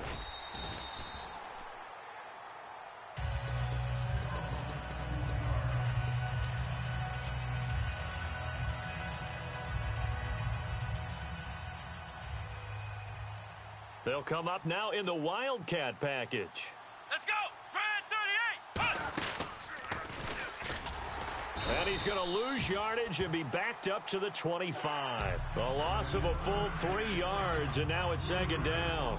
No matter what defense is called versus a running play, linebackers are telling the defensive guys up front, you take care of the offensive line, keep us uncovered, let us run to the ball, we'll make big plays. Well, that paid off there. All the guys up front, the big fellas, they controlled the 5 offensive linemen. That allowed the linebackers to just see the openings, sprint through the gap, and snuff that play out in a hurry. In recent years, the slot receivers really gained stature in the NFL because they can do so many things. Yes, they can line up wide like your normal wide receiver, but to have that kind of courage and toughness to run routes in the middle of the field and become dependable targets for their quarterbacks and move the sticks, those guys are worth their weight in gold. Throwing, Cook to Allen on the dump off. And he gets it inside the 35 and just shy of the 30. It's a pickup of 19, and it'll be first down Bears. And this is why trying to cover the angle route is so difficult. Anyone playing the linebacker position, when they see a running back out of the backfield widen because he heads towards the flat first, oftentimes you widen too much and overcommit. He cuts up inside, and that's what we saw there. A nice pickup for a first down. Of course, the catch was nice, but how about what happened after? Able to stay on his feet and gain all that additional yardage. So many of these slot guys, I think, have running back in their background. Now Cook. Allen here on the screen. And here he'll get it down to the 7. A good convergence there defensively, only a yard, and it's second down. So many things have to come together just right for a screen pass to break for big yardage. The blocking, the timing of the pass to the runner, everything has to fit together just right. But on that play, the defense was able to disrupt things and hold it to a short game. They'll stick with the passing game as he looks to throw. Into a double team, and it's intercepted. Picked off by the linebacker, Demario Davis. And a big turnover there as his guys will get the football back. And now Chicago getting ready to go as they take the field. And tough starting field position here. They start the drive with Anderson. And he's going to lose yardage back to his own 1-yard line. That's going to go as a loss of 2, and it'll be second down. It's not always as straight as that team wanted it more than the other. But on that play, it actually was true. They were faster to the ball.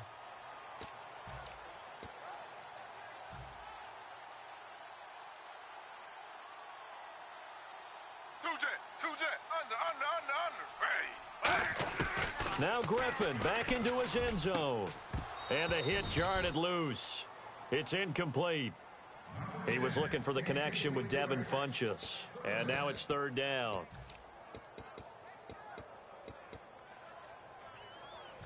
$12 yards to go on third down.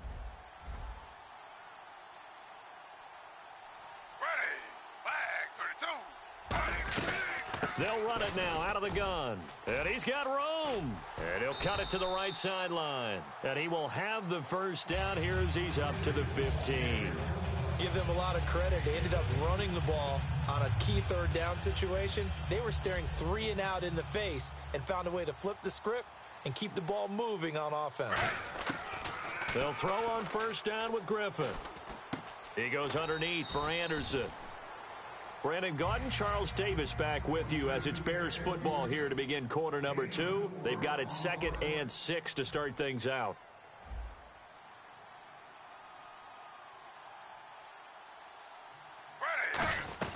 They'll run it now out of the gun. And he will find his way forward to about the 23-yard line. 3 yards is half of what they needed. Now can they get the other 3 here on third down? And the defense searches for one more stop here after the run on second down. Griffin now to throw on third down. Right side caught Fedorowicz. He loses 5 full yards to bring up fourth. Well, that wasn't exactly a work of art, was it? No, that wasn't a thing of beauty. That's just why I don't play in points per reception fantasy leagues. Is that what they call receiver PPR? still gets a point there, yeah. Oh, and you went that far back, no bueno. Well, I'll tell you what, I wish I had their defense on my fantasy game. To throw is RG3, finding time. He's going to air one out, and it is incomplete. So certainly an interesting call there to go for it. And boy, possession here turns over with the football already being in the red zone. The Bears offense now heading back out onto the field, and they had a nice little drive going last time. Threw the interception in the red zone, costly. It's bad enough to throw it anywhere, but that drives coaches insane when they're thinking about, hey, we've got a shot at points already. We're already in a spot where you're thinking you've got 3 on the board for sure, and to come away with nothing, that's a really tough one for them to swallow. Yeah, will they make up for it? They come up in an offset eye. Coleman. And he's going to fight his way forward here for a modest gain. A pickup of 4 on first down. It'll be second and goal. When we talk about being on schedule, I think they're on schedule after that run, getting it right down there on the doorstep. Maybe even a little bit ahead, because now the defense can't dictate with pressure. And he's into the end zone. Touchdown, Bears. Connor Cook taking it in. And the Bears are an extra point away from tying the football game. So with second and goal, still had a couple of downs to work with. They tried to sneak, and they got in. I like the idea that they did it early in the down and distance count. Second down as opposed to waiting later on. I think it fooled them a little bit, but how about the push they got up front to get the quarterback through? Big push and a touchdown to boot. This is fielded a couple yards deep. And he'll wind up getting an extra couple yards here for his trouble as he'll bring this one out to the 27. And now Chicago getting ready to go as they take the field. And last time this unit was out here, costly turnover, and then that turned into 6 points. They've got to make amends. And how many times have we sat in meetings with coaches and they use the term complementary football? Offense take care of the defense, defense take care of the offense. That didn't happen on the last possession. This is a chance for them to pick themselves back up and help their team. Yeah, we'll see if they can recoup and recover. First down, here's the run with Anderson. And that one goes for about 6 as he's taken down just shy of the 45. 2 minutes to play in a tightly contested first half. Back to Denver right after this. Now Griffin on second down. Nowhere to escape, and he goes down. Mario Edwards in there to get him for a loss of 5. Boy, he came in off the edge so quickly there. Look out, because that's exactly what it was being shouted by the offensive lineman to his quarterback, because he had no chance to block him. On third down, Griffin buying time to his left. He can run for it, and he will. And he'll be taken down at the 46-yard line. And how about this one now? In their own territory, a gutsy call. They're going to go for this on 4th and a yard.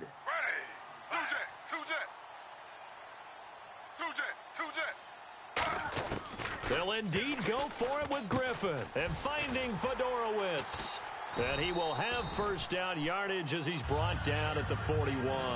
Call it a gain of 13 yards on the play. And on 4th down, they're able to convert and move the sticks. They'll come out in the pistol. Throwing now, Griffin on first down. He's going to flip that out to the flat. It's complete. And he'll lose yardage on the play back at the 45-yard line. It's a loss of 4 there, bringing up second down. On second down, here's Griffin. And he's going to go down. Back across midfield, he's sacked at the 46. Now the Bears electing to call a timeout defensively. It's just their first, so they'll have 2 remaining here before we get to halftime. 7th play of this drive coming up, but a long way to go on 3rd down. They'll run it now out of the gun. And nowhere really to... And now the Bears going to signal for another timeout. So that means they're down to 1 remaining here as we head toward halftime. Here's Brad Wing now to punt it away on 4th down. I like what they were thinking on defense. Just guard the first down sticks. Don't let anyone pass that. Didn't matter whether they threw it or ran it. They just ended up rallying to the football on the running play and stopped them short of a first down. And good hustle here as this is going to be blown dead right at the 9-yard line. The Bears offense now gets set to head back onto the field. And the ball backed way up, so thinking with this amount of time on the clock, probably just sit on it, and we'll see these 2 teams go to the lockers. Yeah, I don't think you want to overthink it in this situation. Either side of the ball. Just go ahead and finish up the half and get on out and talk about it. And he's going to get this one all the way up to the 30. Now whistles come in. We're going to get a timeout here by the offense. And with halftime on the horizon, they'll be out of timeouts from here forward.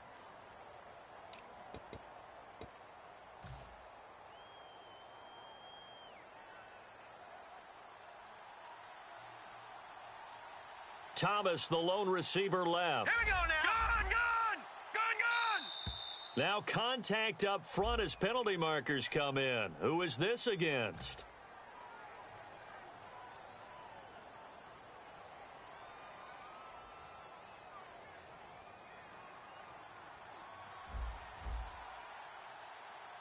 They come up in an empty set. 4 wide receivers, 1 tight end.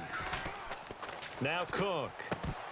And he rifles one incomplete. 2nd down now after the incompletion. Throwing, Cook. He rifles one that's intercepted. Picked off by the great one, Darrelle Revis. At a potential turning point as they'll get the football in very good field position late in this first half. Now the Bears offense ready to take over again. And this is a spot late in the clock near midfield, though. Maybe take a couple chances, see if you get in field goal range. You do that if you have trust. And down he goes. A sack. They sack him back across midfield at about the 48-yard line. And not a blitzer, but still able to get there from a strong safety position. Yeah, I think that was a great example of what they call football IQ. Recognizing he was open. Under pressure, they got him again. Now hold everything here. We're going to get a timeout by the offense. So as they take it over, we step aside.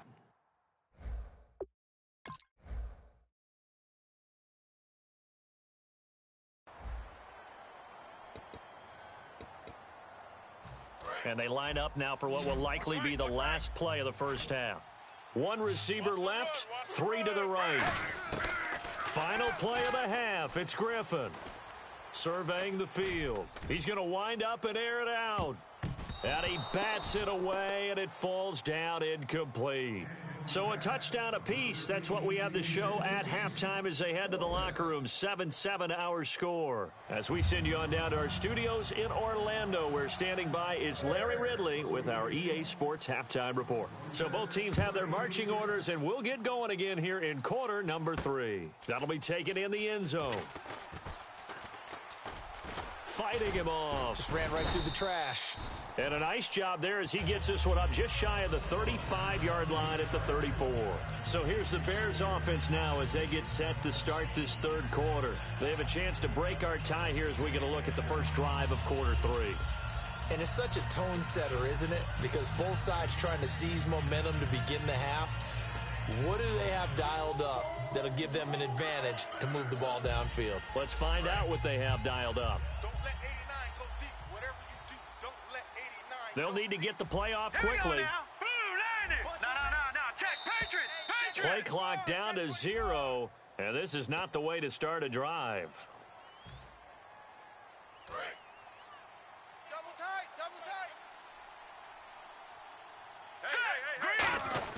They go play action here on first down. Oh, the ball comes out on the hit, but they'll say it's incomplete. Demaryius Thomas, the intended receiver, and now it's second down. So the defense has put them in a tough spot. It's 2nd and long. Really nice play by the guys on the defensive side of the ball, but for the guys on the offensive line, they're doing a nice job of trying to protect their passer. But when a guy hops in... He's got a man, complete. And he's taken down, but not before getting this across midfield and just shy of the 40. He's come a long way since his time at Georgia Tech. What did he run at Tech? He ran hitches and go routes, essentially. Yeah. I mean, but he ran them really well. He averaged well over 20 yards a catch while he was there. And he still creates downfield in the NFL. That big body and that willingness to go catch the football. He's pretty impressive. And his friends call him Bebe, the nickname his uncle gave him back in the day. Two receivers left, one to the right. From the midfield stripe, they'll look to throw. And he can't get away from the pressure. Cook goes down. Willie Young in there to bring him down for a loss of 7. And the O-line will have to do a better job protecting here on 3rd down after that sack. One receiver left, 2 to the right. Now on 3rd and long, they'll look to throw. On the screen, this is Coleman. And he'll get it out a couple yards shy of midfield at the 48. 5 yards on the screen, but that'll take us to 4th down. I wonder what was going through his mind when he got the play call. He just got sacked on the previous play. He knows they're coming after him again. A little bit of guts to stand in there, take the hit, and successfully complete the screen pass.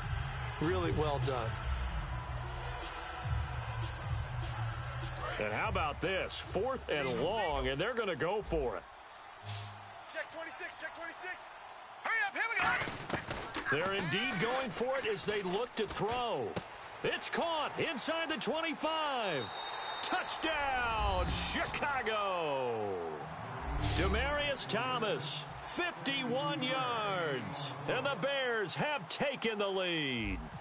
Wow, talk about a big 4th down conversion for the score.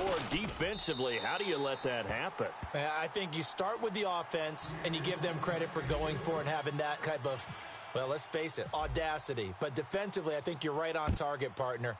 There's no way something like that's supposed to happen in that situation. You're supposed to be able to shut that down and get the ball back for your own team. Instead, they give up not just a big play, but a touchdown. So here are the Bears now as they get set for their first possession of the 2nd half. They trail offense, first time to touch the ball in quarter 3, and we'll see what they can do. And I can't wait to see what they have planned, because some teams script to start a half. Other teams just go, okay, these are the sequence of plays we want to run. These things worked well for us.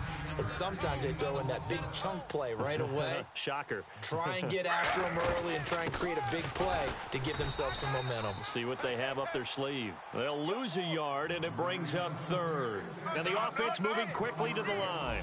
Man, wasn't that long ago that the guy playing that spot was an outside linebacker type of a guy. Now, as a defensive end, how about the speed that he used to get into the backfield and make the play?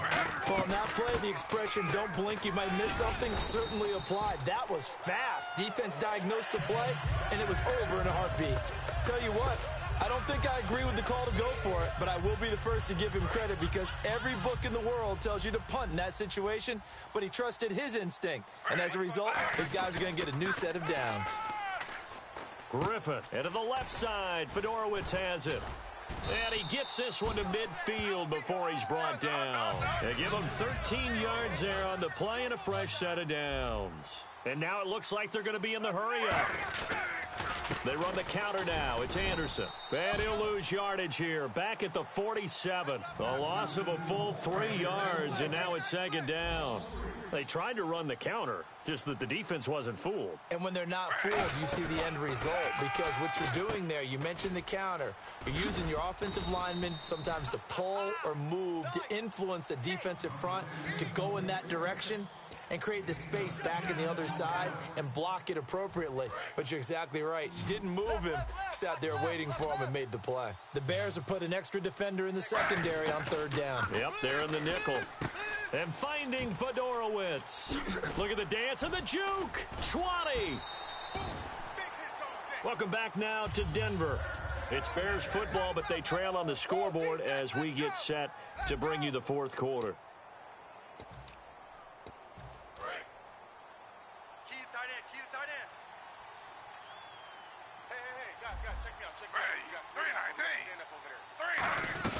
Back to the ground, Anderson.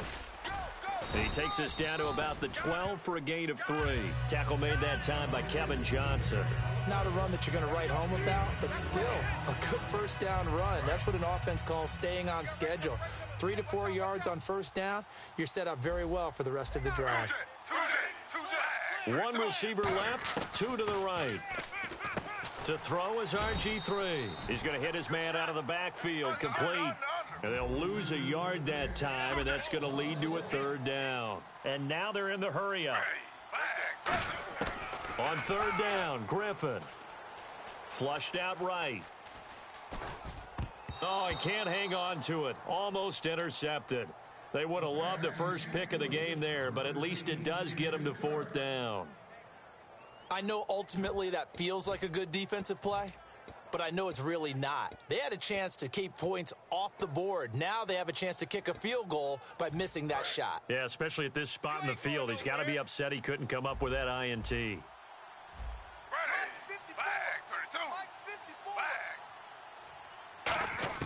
Here we go. It's Griffin on 4th down. Looking for Tate, and it's intercepted. A great read, and it's picked off. And they'll have the football, but deep in their own territory as he's brought down at the 5. Onto the field now come the Bears. Very tough spot here for the offense to start. And again here, we'll see the Wildcat. Come on, let's go. Red 38. Red 38.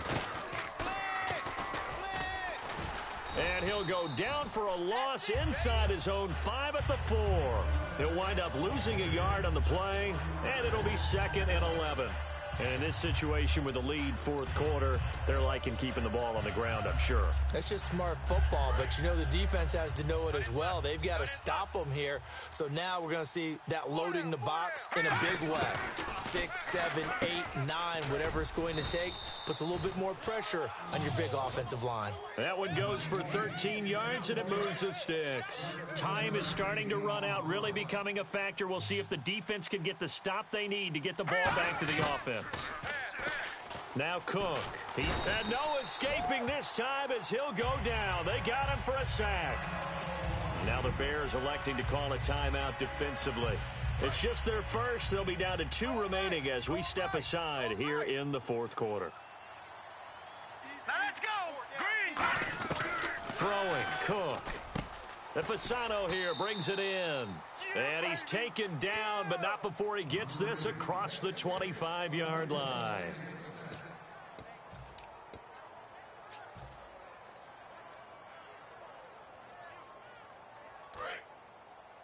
Hey, tight end's right. Watch tight end. They'll come out in the pistol. This is Coleman. And he'll take this up near the 35, maybe the 34. He'll get a nice chunk there on the first down run, and it's 2nd and 4. This drive is turning into an extended one, and the guy carrying the ball, he's becoming more like a body blows guy. Every carry is putting some damage on the defense. So after a while, I'm not too sure how many guys are going to want to run up and tackle him. And he'll be taken down, but not before he gets into enemy territory. And now the Bears going to signal for another timeout. That'll be their 2nd, so one more chance to stop the clock here, and we'll be back. Coleman now. And he's going to get hit at the line of scrimmage and driven backwards. And play is stopped here. Timeout. It's the defense calling the timeout here. That'll be their 3rd and final stoppage here as we step aside. And after the play on the ground, that brings up 2nd down here. Yet again, here's a Wildcat look. Come on, let's go.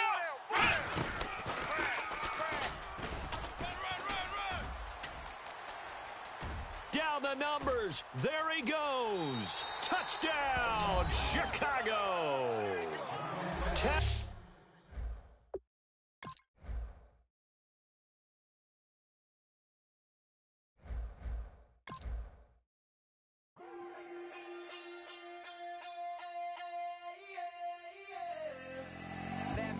Call it, Babe Ruth ball it. Your boyfriend's got a cauliflower, and I'm so sue me. Who you, Judge Judy? Stacking the rubies. If life was a movie, then you could just call me the Goonies. You're not relevant, trolling on the internet, no respect. Haven't moved out of your parents' basement yet. Big neck, coming with the beat that's gonna break your neck. You can hear me now. Can you hear me now? Can you hear me now? If you like it loud, we can make it loud. Can you hold it down? 'Cause we can hold it down. Yeah, you can hear me now.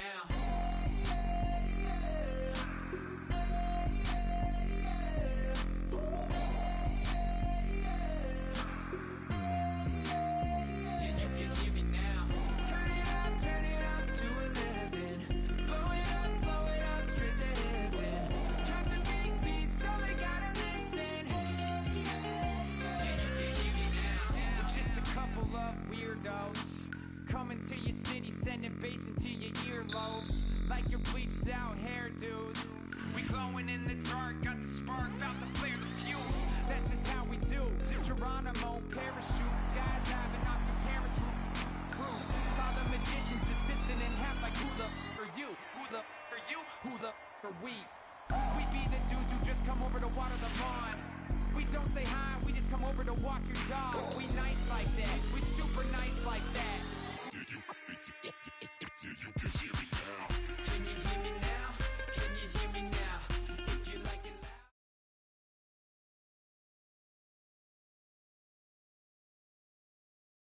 Thank you, Larry. Brandon Gaudin, along with Charles Davis here in the booth. We are set for a spectacular draft champions matchup and some spectacular talent on your screen right now. Let's not waste any more time. Let's get down to the field for kickoff.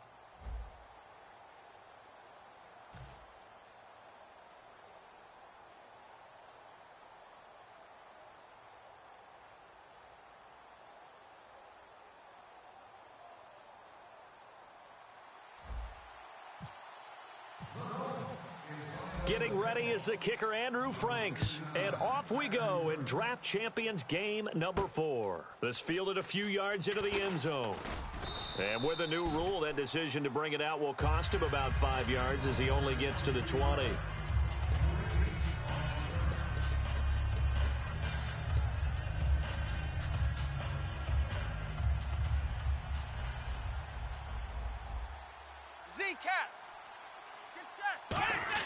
On first down, Romo. And right away, he lost the football. And he's got his guys set up great now. First and goal, and the Pigs get at the 7-yard line.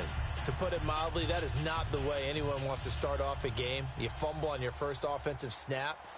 But now what you're worried about is, does that linger throughout the game for your guys on offense? And how's the defense going to handle it? Because no one expects to run out on the field on the first play and have to all of a sudden start to play themselves. The evaluation process in today's NFL does not take into account as much bulk as it does speed. And that's what we're seeing with the linebacker position. Those guys that can run, they can play at any spot because they can make plays on the opposite side of the line of scrimmage. It'll be a gain of 4, and that's going to bring up an interesting 3rd and goal. I wouldn't be surprised to see the next step in utilizing this position is actually utilize more of a scat back in this spot. Because we saw the catch there, right? He made it. There's a bigger, stronger guy, maybe not quite as elusive as maybe someone else you would put there. Yeah, didn't get the big yardage there you might out of a smaller back. Dancing to his left. That is caught by Williams for a Miami touchdown. Terrence Williams from 3 yards out. And the Dolphins are going to take a first-quarter lead. And that makes it 7-0 Dolphins.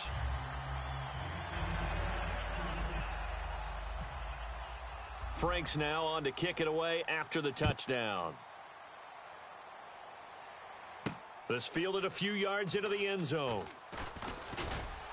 And he'll take this one near the 25, call it the 26-yard line.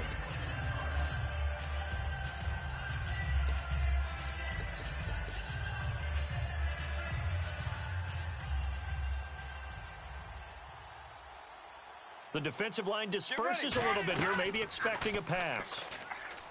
Back to throw, Romo. This is Cobb with a catch right side. Give him 9 there on the first down completion. When you see zone defense and you know you've got a drag route on as your primary call, you've got to be really careful as a passer about how far you let your guy go because he might wander into some tough coverage. Here's Romo now on second down. And that one got tipped. Kind of threw everything off. It brings up third. Anytime a ball's thrown in the middle of the field and it's popped up in the air, I expect someone to catch. It doesn't matter whether it's offense or defense because there's usually a great amount of bodies in that part of the field. In this case, no one came up with it. So they're going to come to the line here, and it appears try to go for it on fourth. And, partner, in a lot of short yardage situations, you'll see the linebackers step up into the gaps, what we call mugging the line of scrimmage. Randall Cobb on the breakaway. The 20. And he'll be marked down deep into Miami territory. What a decision to go for it on fourth from their own territory, and it pays off. 65 yards.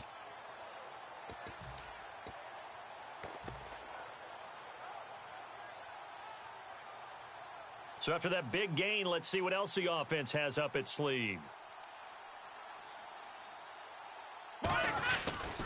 Now Emmett. And he goes backwards on this one, losing yardage to the 7.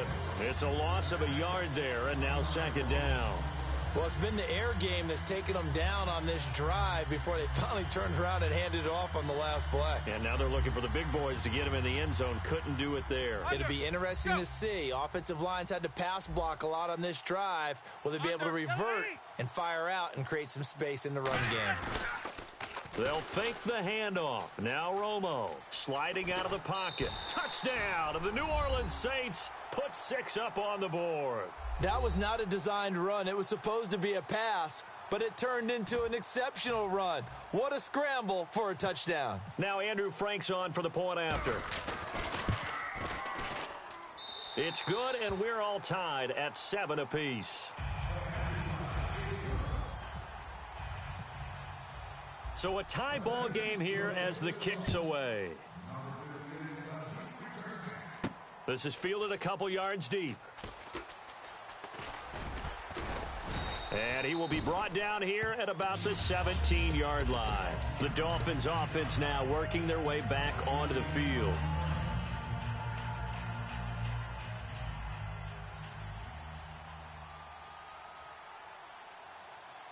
Let's go! Grand 38! And some room to work. Cuts back left sideline. And all the way in for a Miami touchdown. Tevin Coleman, 83 yards. And the Dolphins have taken the lead. And those are the highlight reel runs you dream of right there. When he gets a seam and just gets through it, how about the explosiveness, the burst to get there to begin with, and then once he's in full gallop, good luck trying to track him down. And those plays so demoralizing for the defense. Absolutely, because you've done so much work trying to keep people in front of you. When they're past you and behind you, that's a tough one to swallow. And last year, that would have been a net gain of 5 on the return. This year, he stopped where he would have been if he had taken a knee, and that's at the 25. Now the Saints offense, they get ready to go back to work here. Last time they were out, they scored. Still trailing here, though, so some work to do. 50! But it's okay in terms of mindset. Because they scored the last time, they're not quite as worried about being down. Trying to get it to Cobb, and it's intercepted. Picked off by the former first-round pick, Kevin Johnson. And he'll get this back to the 32-yard line.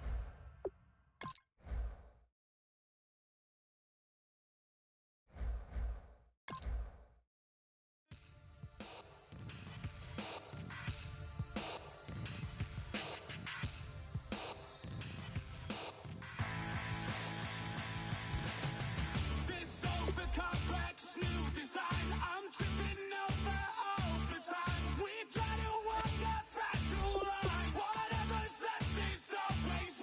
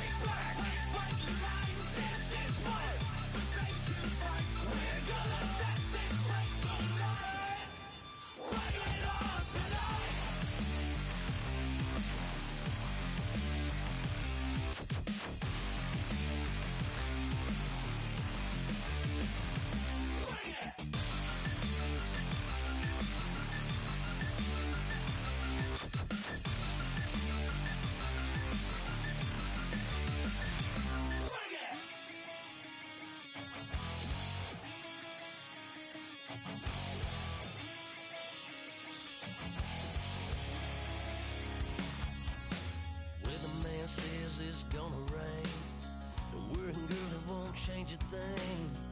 Yeah, we still got plans tonight. We're gonna kick it, that's a given, baby, rain or shine. Leave your Sunday best at home. Be the last time you wear what you got on. Bikini top and cut off jeans.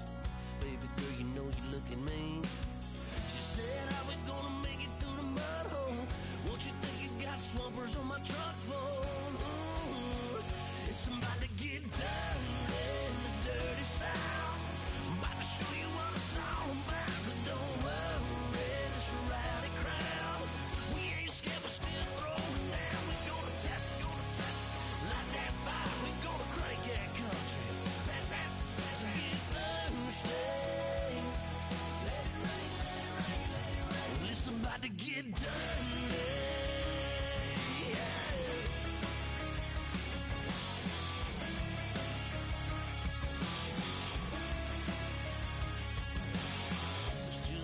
About a good old flood, watching that red clay turn to mud. Sling it up, slap past the doors like a new paint job on a 4x4. Girl, you're gonna have a good old time. Can't let a little bit of rain change your mind. Let your hair down, kick off in boots. For once in your life, let yourself cut loose. Go and get money from head to toe, clean it off, living in a swimming hole. Listen, about to get dirty in the dirty South. I'm about to show you what it's all about. Don't worry, it's a rowdy crowd. We ain't scared, we're still throwing down. We gonna tap, light that fire. We gonna crank that country. Pass that, get Thursday. Let it rain, let it rain, let it rain. It's about to get dirty. Yeah. Listen, about to get dirty.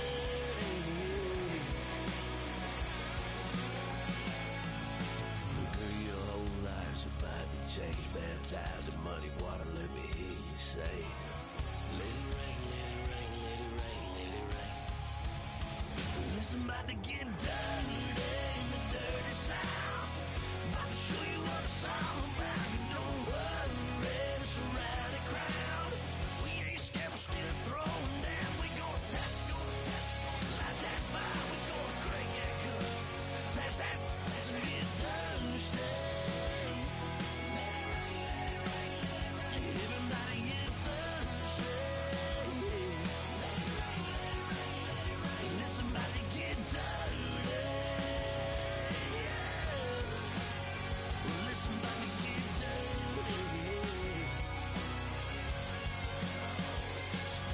Come on.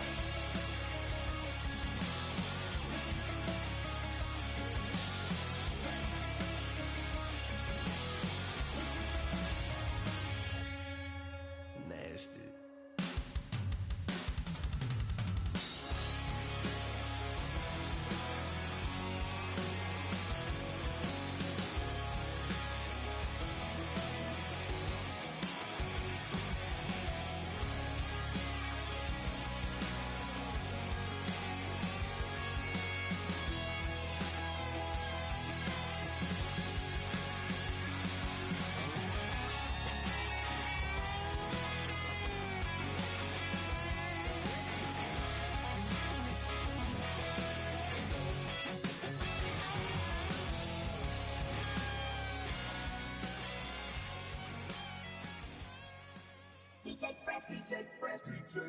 Now I've been in New York, Texas, Midwest, and it all reminds me of California, cause there's no place like California. California, AATLMIADMV, all reminds me of California, cause there's no place like California. California, New York, Texas, Midwest, and it all reminds me of California, cause there's no place like California. California, I got some out in Dallas, now I'm smelling like LA. Met a from Miami, to the Machiavelli. Left the kids on the belly, left the vid on my celly. She ate like spaghetti, I'm hitting gas and Dreddy. Met some killers in Memphis, like they from Oakland. Give me my flowers while I can smell them. Ain't talking about roses, literally I'm lean. Mix it like a, bought it in Nashville. Then I woke up in Tulsa, Oklahoma. It's sun California, but nothing like Compton. It's more like Calistoga and it's hot as Arizona. I pop me a Fresno, hard colder than Minnesota in October. Don't interrupt, darling, I'm in the zone. Why does everywhere I go just remind me of home? You know that state of gold with the bed. Them other places come close, but they don't compare. Now I've been to New York, come on, Texas, yeah, Midwest, and it all reminds me of California. Cause there's no place like California. California, A-A-T-L-M-I-A-D-D-M-V. All reminds me of California. Cause there's no place like California. California, California, no place like California. Fresh off a flight to Boston, got a BZ in Maryland that I pipe too often. Headed right to Austin, most likely flossing. Tight, exhausted, high as a forklift. Handful of goons out in Colorado. Any given afternoon, you can catch a hollow. Honestly, it's the same out in Richmond, Virginia or California. Either state, you can get it. I done seen everywhere from Russia to Delaware. Trust me, I'm well aware. Barcelona to Bel Air, Petty to the Detroit. Don't tell him he saw how heavily he balls. Every project, every seashore. And I ain't content trying to see more nomadic. I probably wind up alone. All it takes is a melody to remind me of home. Now I've been to New York, come on, Texas, yeah, Midwest, and it all reminds me of California. Cause there's no place like California. California, A-A-T-L-M-I-A-D-D-M-V. All reminds me of California. Cause there's no place like California. California, California, no place like California.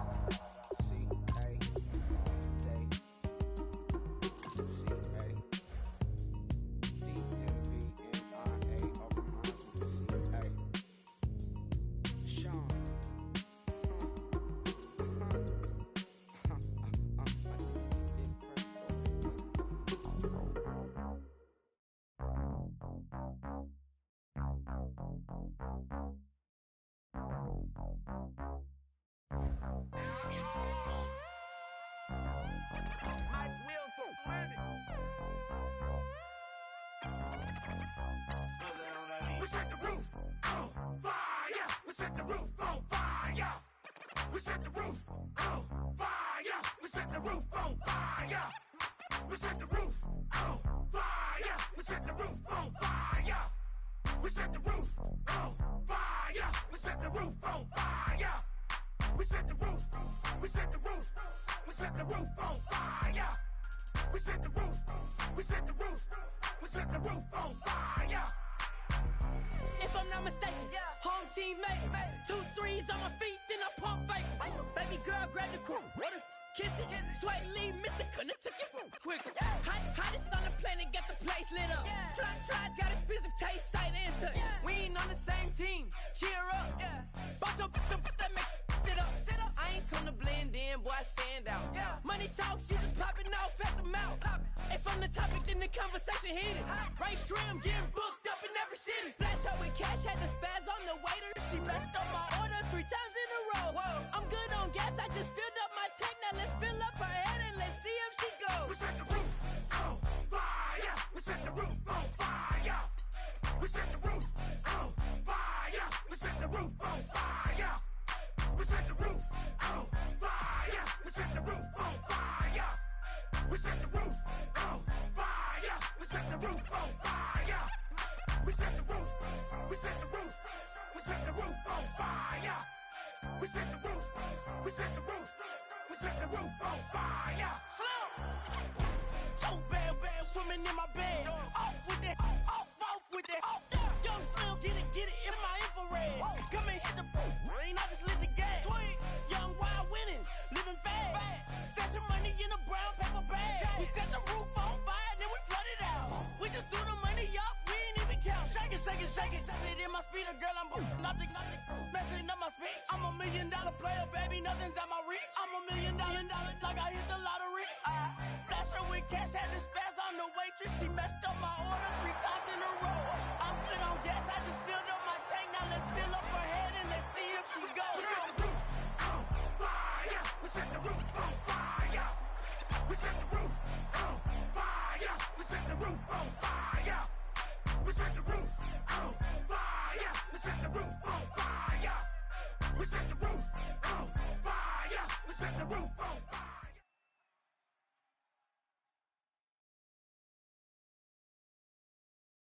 Thank you very much, Larry Ridley. I'm Brandon Gaudin with Charles Davis. We are ready for this Draft Champions matchup as you get a quick peek at some of the stars in today's game. We're ready to go. Let's get down to kickoff.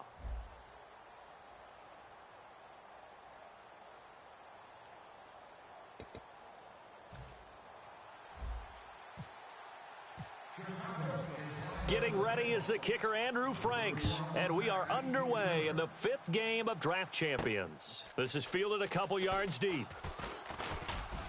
And he'll be brought down at the 23, make it the 24-yard line.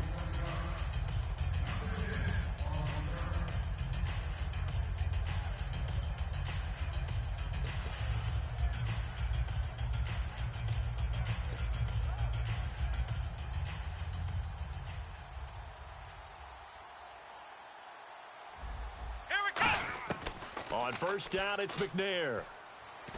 Pressure, and he's taken down. A Bear sack. Randy Starks coming hard that time. He's able to run him down for a loss of 12.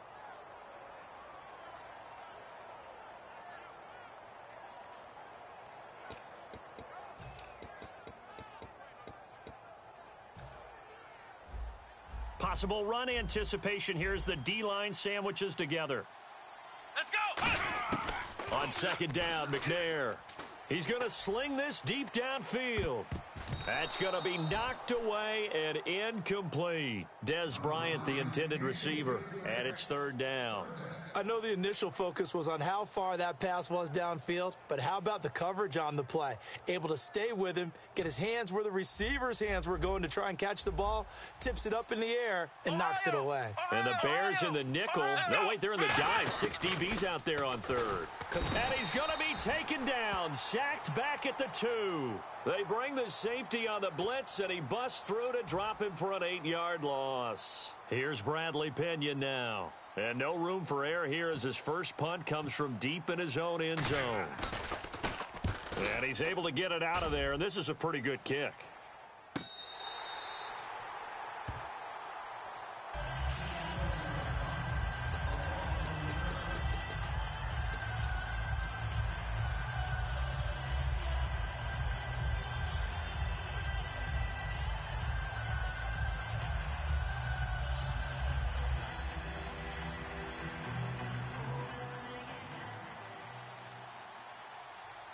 They'll come up now in the Wildcat package. Here we go! Grand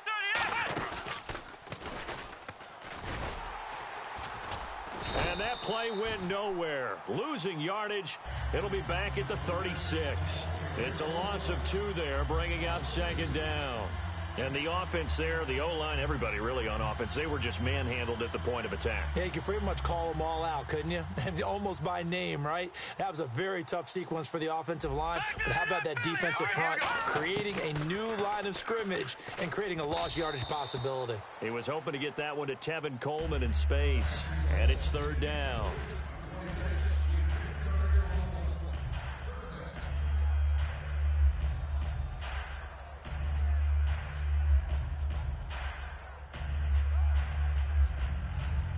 So they're behind the chains as the offense. 12 yards needed on third down. Here we go! Now a shotgun snap as they'll look to throw. He's got time in the pocket. And he is going to be wrapped up and slung to the turf. Telvin Smith in there to get him for a loss of 3, and it'll be fourth down. Now Brad Wing on to punt this one away.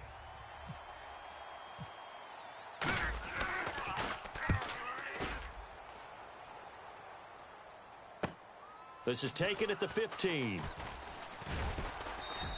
We'll call that a 49-yard punt, but a net of just 39 following the 10-yard return. And possession will switch hands, first and 10.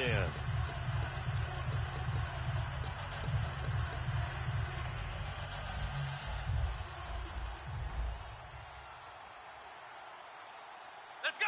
Grand 38! Grand 38! Now McNair looking for a first down throw. Caught left side by Hilton. 7 yards, the pickup on the pitch and catch. Never make the mistake that the slot receivers, especially the little guys like we're watching here, are just quicker than fast. A lot of them combine quickness and speed, and they catch a lot of footballs, as we just saw there. One receiver left is Hilton. Here's McNair going up top. It's caught inside the 25. A huge play there for Denver. 43 yards. So let's go ahead and add to the difficulties of guys trying to cover receivers. They got to deal with speed, shiftiness, all that stuff. But how about when they have height and length and deep downfield? You throw the ball up in the air. That's how they uncover at the end of a route, by being able to go up over the top and make a big catch. And down inside the 15 he goes. It'll go as a gain of 10 there. And it's a first down for the Broncos. For so many years, I was convinced it was a myth, you know, because you always hear about the smaller running back. Oh, he gets lost, you can't find him, and sometimes that's part of his genius. But it's true. You get behind big offensive linemen, the defensive line guys trying to find him, trying to peek around people to see him, and he gets lost. But this guy gets lost in a good way for his offense, picking up big yardage. It'll be a gain of 6, and it'll be a second down.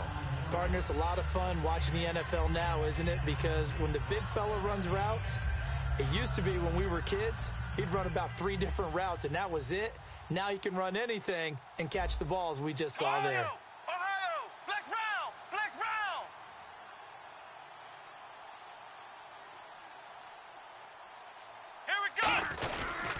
On second down, they run with Stewart. Trying to turn the corner, but they string him out and stop him at the line of scrimmage. They'll lose a yard, and it brings up 3rd. So often you hear defensive coaches talk about we need all 11 on every play in order to be a good run-stopping unit. And sometimes it starts to sound a little cliche. But did you see the free safety on that play? Knifing through and running down the ball carrier. A huge, huge play. And when you have a free safety who can run like that, you've got to turn him loose. Back alongside Charles Davis, I'm Brandon Gaudin. It's Bronco football to begin quarter number 2. And they've got it here with a first down.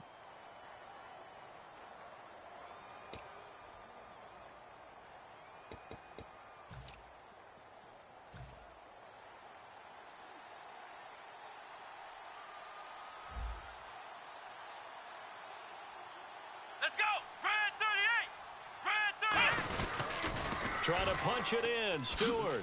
And he will take it in for a Bronco touchdown.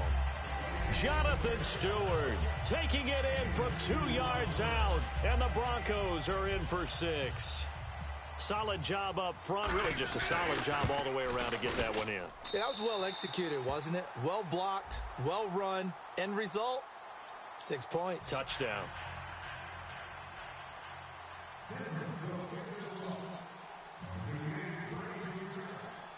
And following the touchdown now, it's Bradley Pinion on to kick this one away. This is fielded at the goal line. And now Chicago getting ready to go as they take the field. And a 3-and-out on that first drive. We'll see if they can do better here. They should have a better opportunity because the nerves should be settled now. That first series, everybody goes out with a little extra emotion.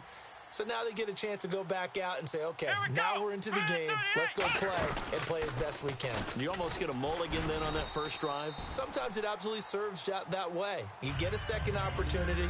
Nothing big happened. But then again, you didn't commit any mistakes either. Off you go.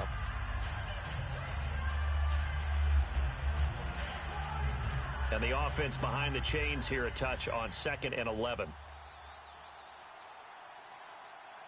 Now let's go. No. Check. Patriots. Now this time he'll look to throw. He'll air it out deep for Thomas. Oh, this is taken in. It's complete. Touchdown, Chicago. Demaryius Thomas, 83 yards. And the Bears are an extra point away from tying the football game.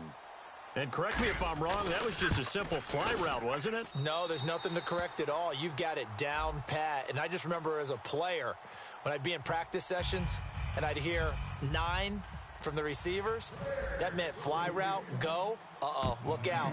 That was the 9, and he just kept going all the way into the end zone for the touchdown. Fielded about a yard deep.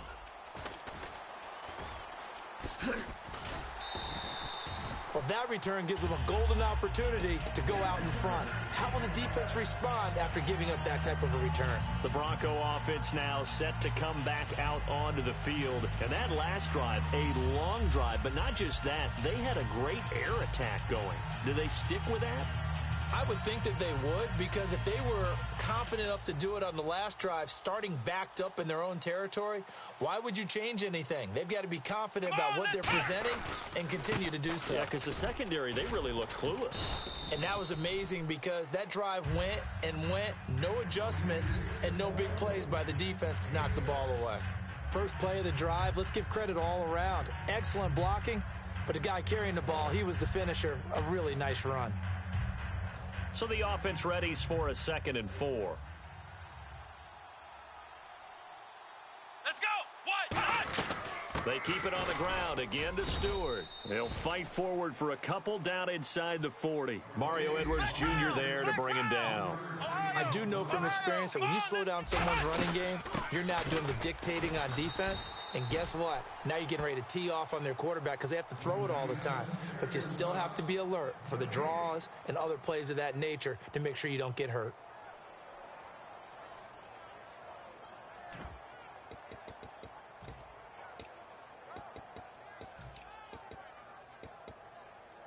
Feeling like they're not quite in field goal range yet. They're going to go for it on 4th. Let's go! What? 90! What? 90! They'll run for it. This is Allen. And he is going to lose yardage here. The Tide Bulls tried it, went for it, but it didn't pay off. And the Bears will get the football back. Even though they didn't get it, probably the right call. Too long for a field goal and just not a whole lot to gain from a punt there. Yeah, you wouldn't have really netted very much yardage if you pumped the ball, right?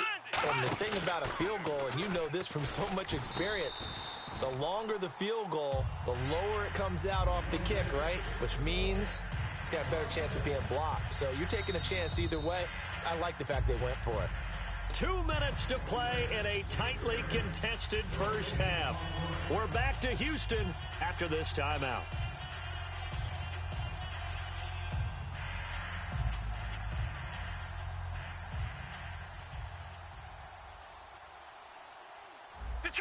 Detroit! Here we go! Throwing, Cook. And he takes a shot on the release as this will be incomplete. He was looking for Terrence Williams that time. And that'll make it 3rd down. When defenses get to the quarterback that quickly, a lot of times it's called a jailbreak. It wasn't quite that fast, but fast enough that he had no time to look downfield and set himself to throw the ball. And as he tried to do that, he was hit and it forced an incompletion. The Broncos going dime. 2 extra defensive backs for 3rd down. Playing pass all the way. And he can't hang on to it.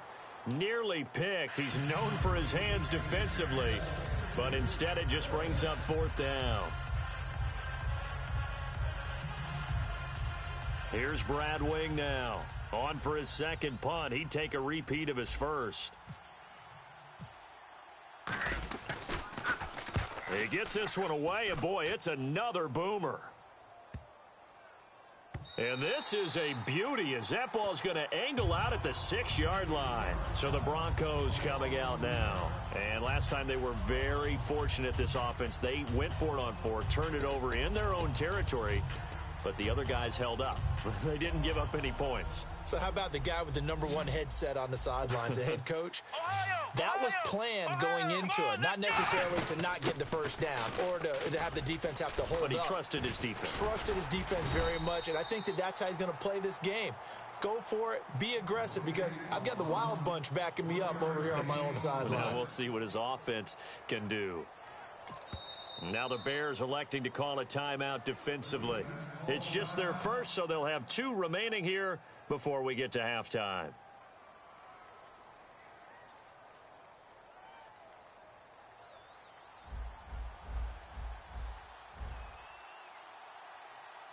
Here we go! What? Ohio! Flex round! This is Stewart again. And he'll take this one up to about the 13. And now the Bears going to signal for another timeout. So that means they're down to 1 remaining here as we head toward halftime.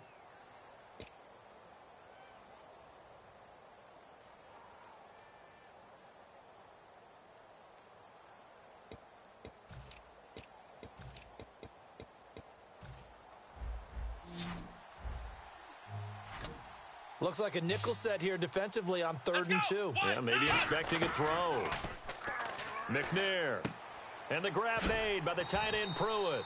And he will have the first down as he's up to his 17-yard line. And Brandon, from our time in college football, where receivers weren't running the traditional NFL route tree, one thing they did learn, find open areas, find soft spots, and set up and catch the ball. And I think we just saw that there. Yeah, we saw that indeed, picking up the first. Here we go! On 1st and 10, McNair. Caught left side by Funchess. And he'll be out of bounds near the 30. 13 yards there on the pickup, and it'll be first down Denver. It's a nice completion, a little bit of run after catch as well to create the yardage that they got. But it is so tough to cover that route, the drag route, because they run it at varying speeds. Because the key is to create hesitancy on the defender's part. Always so empathetic for those DBs, aren't you? Now Stewart on 1st down. And not much of an opening there as he's only going to get this to about the 32. 2 yards on the carry there. It'll be 2nd down. Tough day. Tough sledding right there, and it's been that way the entire game. Not a whole lot of room to ramble for him. Yeah, you're right. It's been that way all afternoon. Didn't get a whole lot better there. They'll run it now out of the gun. And he'll get this only up to about the 35. Now hang on here. Timeout called by the defense. And with halftime on the horizon, they'll be out of timeouts from here forward.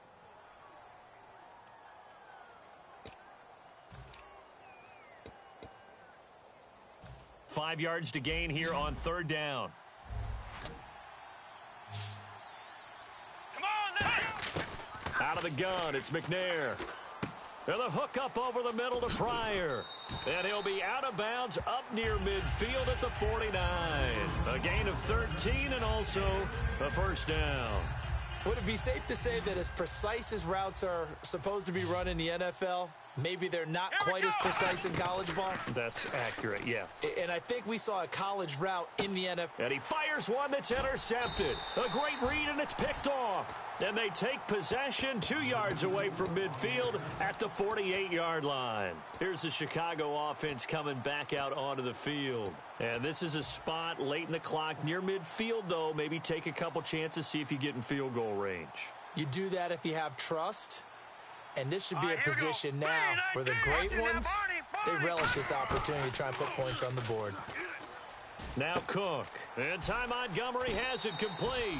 And a nice gain of 21 yards. Really good job by the offense there. Every second counts right now. So for them to get out of bounds and save some time, that's a nice move. First down and 10 now for the offensive group. Here we go now! Out of the gun, they'll look to throw. Got a man over the middle, it's Williams. Give him 13 on the pickup there. And the Bears are going to get a first. They're going to hurry back to the line now. They'll throw now on the final play. And that is incomplete. 2 seconds left on the clock. I think we can make this one pretty simple. That was a rookie mistake made by the rookie quarterback, trying to force a pass without really using proper mechanics. And Frank's kick is good. So we've hit halftime. Just a field goal separating these two teams at the break. As we send you over to our headquarters in Orlando, where we check in with Larry Ridley for our EA Sports Halftime Report. Both teams appear ready for the fight ahead, and we resume action here in quarter number 3. This is fielded at the goal line.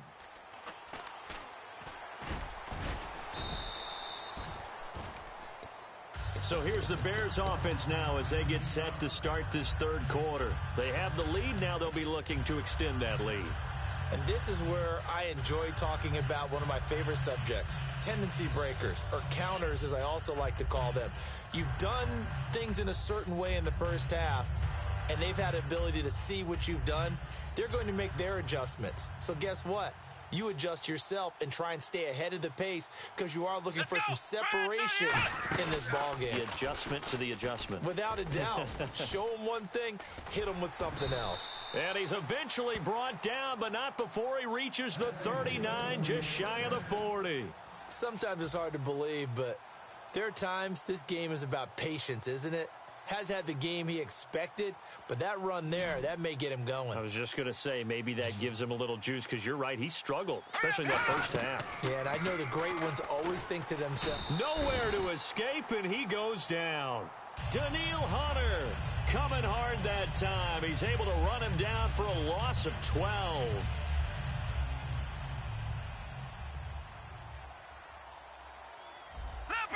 The play clock's running down. Throwing, Cook, and pressure coming, and they got him once again. Daniil Hunter in there to get him his second sack now of the afternoon. Watch him now, Barney. All right, now, look at 56. Out of the gun now on third down. Finding time. Looking deep for Demarius. And incomplete. The contact made the ball roam free and brings up fourth down. Well, they went for the big play there, but that drop could really hurt their momentum.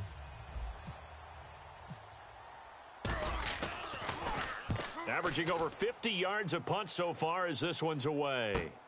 Fielded at about the 28.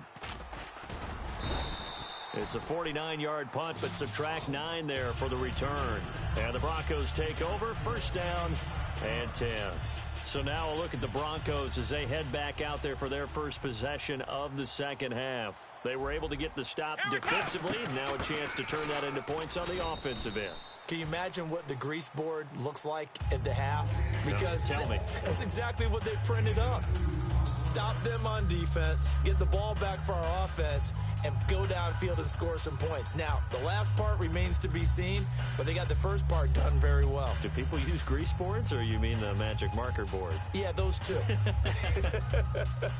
Second down, 8.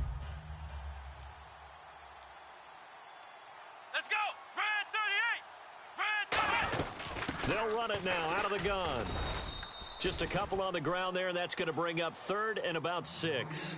Well, so many times we look at a short run and we praise the offense for trying to set the tempo and establish things, but the defensive guys, hey, they just won the battle there. It wasn't a big run given up. They don't always have to absorb the body blows. Sometimes they dish them out themselves. And this defense looks for one more stop here on third after the run. From the gun, here's McNair. And he couldn't hang on to it through the contact. Incomplete. So pretty good coverage there, and both of these defenses, they've had good coverage throughout this one. No doubt about it, and in today's NFL, where we're used to a bit more scoring, this feels almost like a well-pitched game in baseball on both sides, where the tension continues to build. Who's going to make the big play? And that'll hit at the 5 and go into the end zone for a touchback. The Bears offense now getting ready to take over. And on the last go-around, they really couldn't get anything going. They had to punt from deep inside their own territory, which means you're going to lose the field position battle as a general rule. What they're looking for now is a little more consistency, move the ball at least a few times on offense, get a couple of first downs, and hopefully flip the field. Yeah, just something to build off of. That's what they're looking for here. Detroit 39. Detroit! Now a play fake here on first down. Rolling to his right.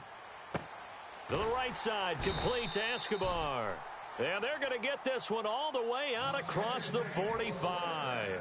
And the young buck showing that ability, that agility to dance outside of the pocket, complete the deep ball. And don't think for a second that the coaching staff didn't have their heart rate accelerate a little bit there, right? Anytime you have those young quarterbacks and they get outside of the pocket, you're just hoping that they make good decisions, because so many things can happen that can go wrong when you throw it down. Touchdown, Chicago!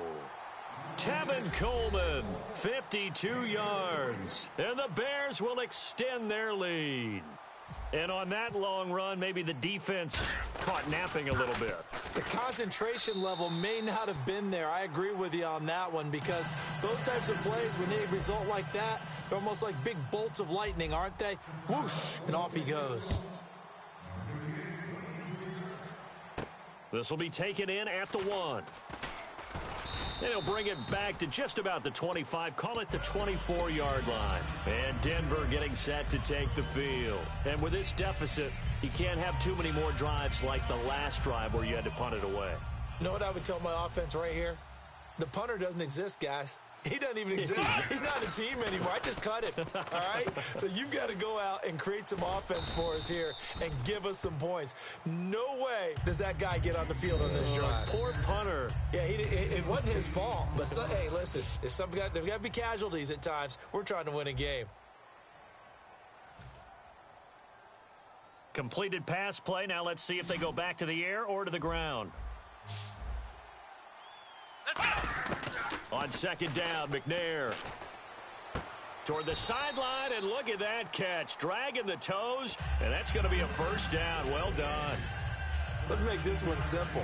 What a catch, especially the finishing part of getting his feet in bounds, toe tapping, and, of course, foot dragging. Little tapestry, if you will. Oh, I like it. Here's McNair. And the hook up over the middle to Pryor. And he takes this one down all the way near the 30. And quickly they get to the line. On 1st and 10, McNair. Caught left side by Funchess. And down inside the 15, shy of the 10. So on that play, defense was in the zone. They ran a crossing route offensively, but the defense there, you got to be good with communication, don't you? You certainly do, and it's not something that is really evident when you watch it on the screen. But everyone's talking, communicating, pointing, and it keeps you from chasing receivers because you have a specific zone you have to cover. When a receiver's in your zone and he crosses to another one, you got to let your guy know. They got a completion there, but I like the discipline they showed to stay in their proper areas and then make the tackle. They come out with one back and 3 tight ends. And now whistles and a flag, and I think we got a jump here.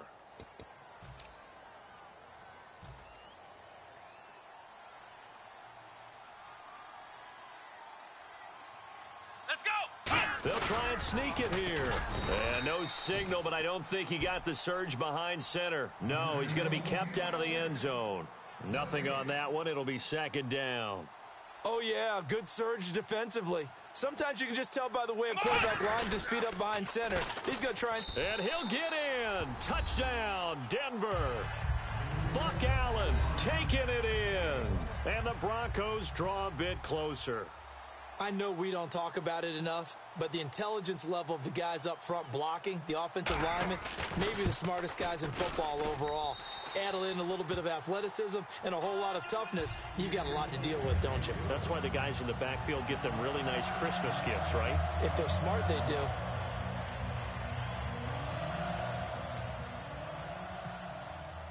And following the touchdown now, it's Bradley Pinion on to kick this one away.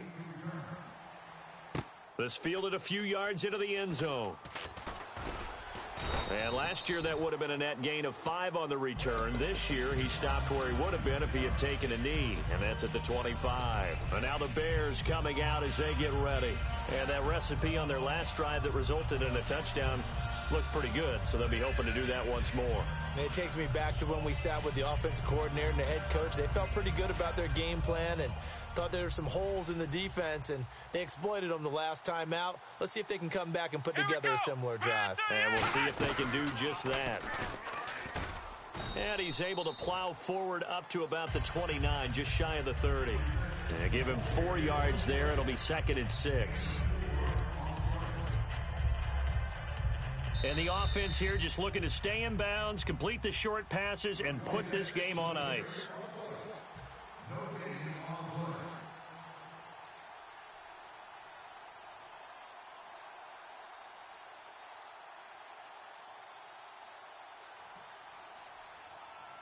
Looking to jam the receivers at the line here. Press coverage look defensively. Now flags will come in. I think this one's going to be on the defense for jumping.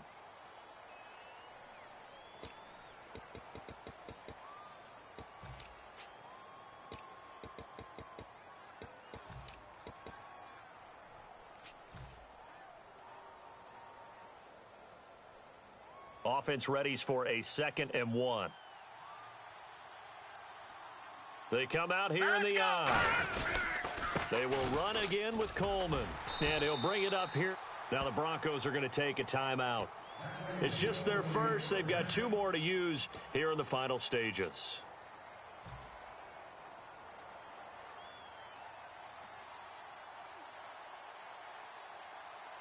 Set. Green, 39. All right, now, lucky 56. Here's Coleman. And some room to maneuver. Through an opening, and there he goes. Touchdown, Chicago. Tevin Coleman, his second touchdown of the afternoon. And the Bears will add on to their lead. Well, it'd be real easy to say that they are firmly in control right now, but I'm looking at your face and I'm thinking I got to be careful with that. Well, it's a 2-score game. You're inside of 2 minutes. I think you can breathe relatively easily now. Yeah, you can, but still, you got to stay vigilant. Can't give up anything cheap and easy. That could put you in some jeopardy. This is taken at the 3. And he will be brought down here at about the 17-yard line. And Denver getting set to take the field. Good drive last time.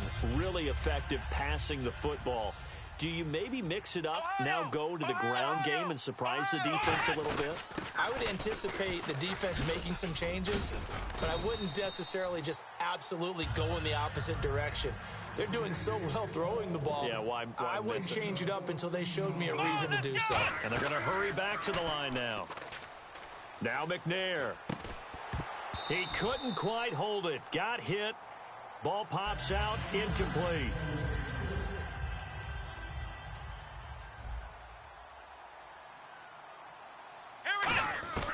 Out of the gun, it's McNair.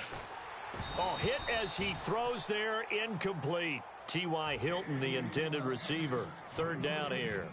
They got pressure there and only rushing 3. And there's a defensive coordinator right now who is celebrating not just getting home with 3 there, but realizing if that's the type of pressure he can get in the entire game, then his pass defense is going to be excellent. You're dropping 8. Where are you going to go with the football? He was looking for Terrell Pryor that time, and that'll bring up a 4th down. One of the toughest things about playing defensive back is pattern reading, trying to figure out what they're doing. And on that one, they had the fly, just sending the guy downfield with the in route accompanying it, what people call a dagger route. And this is intercepted, and that should do it. A great read, and it's picked off. And they'll start out with great field position at the 47.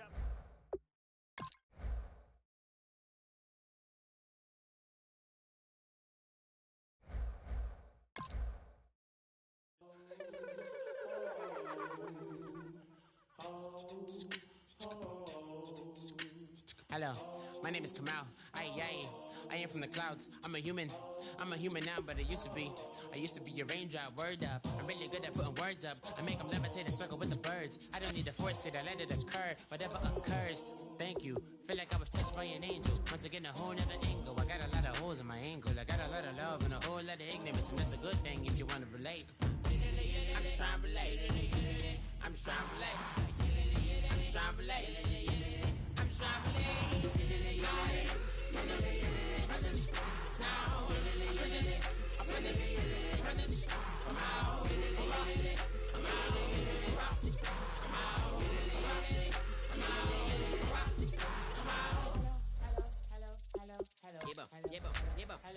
It's come out like a power within him. I get you down like gravity, rackety rappers and raps rapidly follow the rapid into the rapid to being rapping and rattling, rattle riddles and ribbons into the sky. I'm a rebel feeling riveting, rhythmically right, and vigorous spinner right to the rhythm, widow to side eye. I am the killer in the grasses. I am the kid in the corner with the glasses. I am the specter, you should respect them. I don't expect the special, ain't special. I don't expect nothing. I'm just really glad I can say something. It's a blessing. Ain't no stress affecting my presence. But sometimes the pressure keep pressing. Worst keeps my impression impressed. That's the way to relate. I'm just trying to relate. I'm just trying to relate. I'm just trying to relate. I'm just trying to relate. From the presence, now, presence, come out.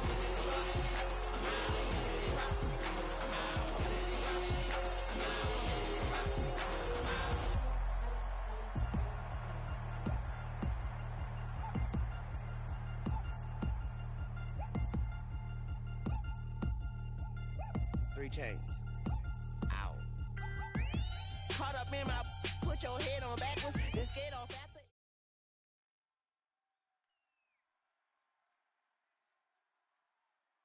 All right, Larry, thank you. It is indeed time for a Draft Champions matchup and what is set to be a great Draft Champions matchup. In the booth, I'm Brandon Gaudin with Charles Davis, and these guys should have a huge impact on the outcome of this game. They're ready to roll.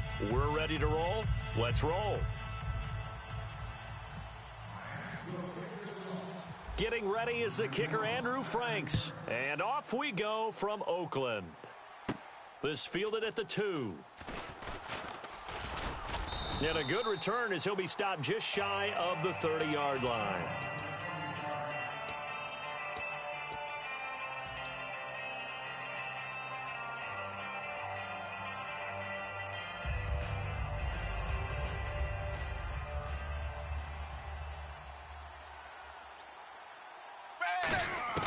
A first down throw coming for Dalton.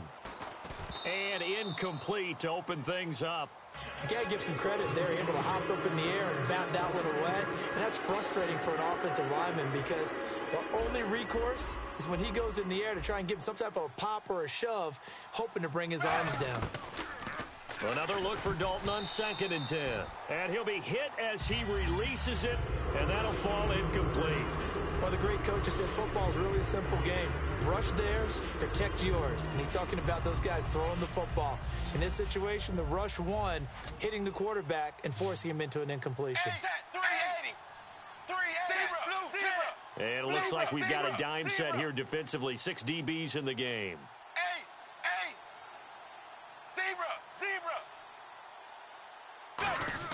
Third down, a shot here for Dalton. And incomplete. The contact made the ball roam free and brings up 4th down. It looked like they had something there, but I think that he was thinking about running with the football before he actually hauled it in, and that led to a big drop.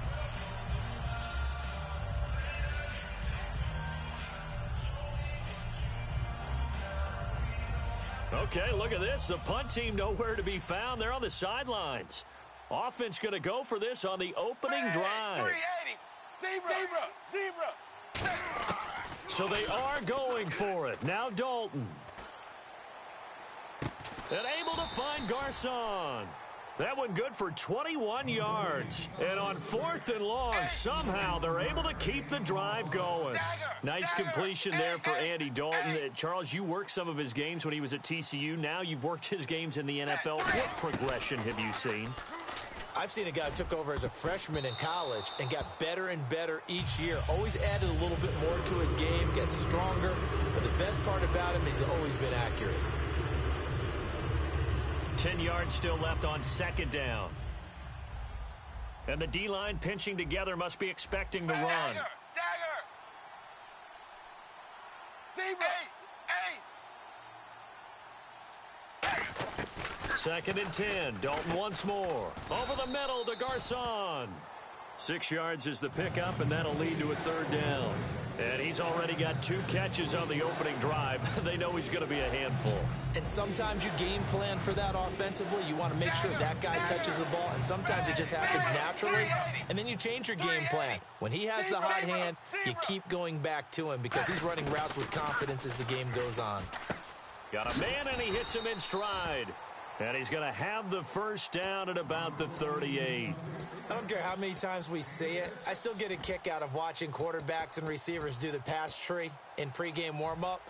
But I always remember that when we go to practices, we see that after practices as well. They really tune it up, don't they? They tune it up. They know why they do it for these situations. First down. And they build that trust, and that's why they're able to find him in this type of a situation.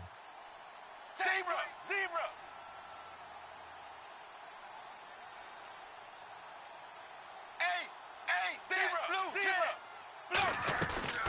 Now a first carry for Isaiah Crowell. Just a yard on the pickup there, and it'll bring up a 2nd and 9.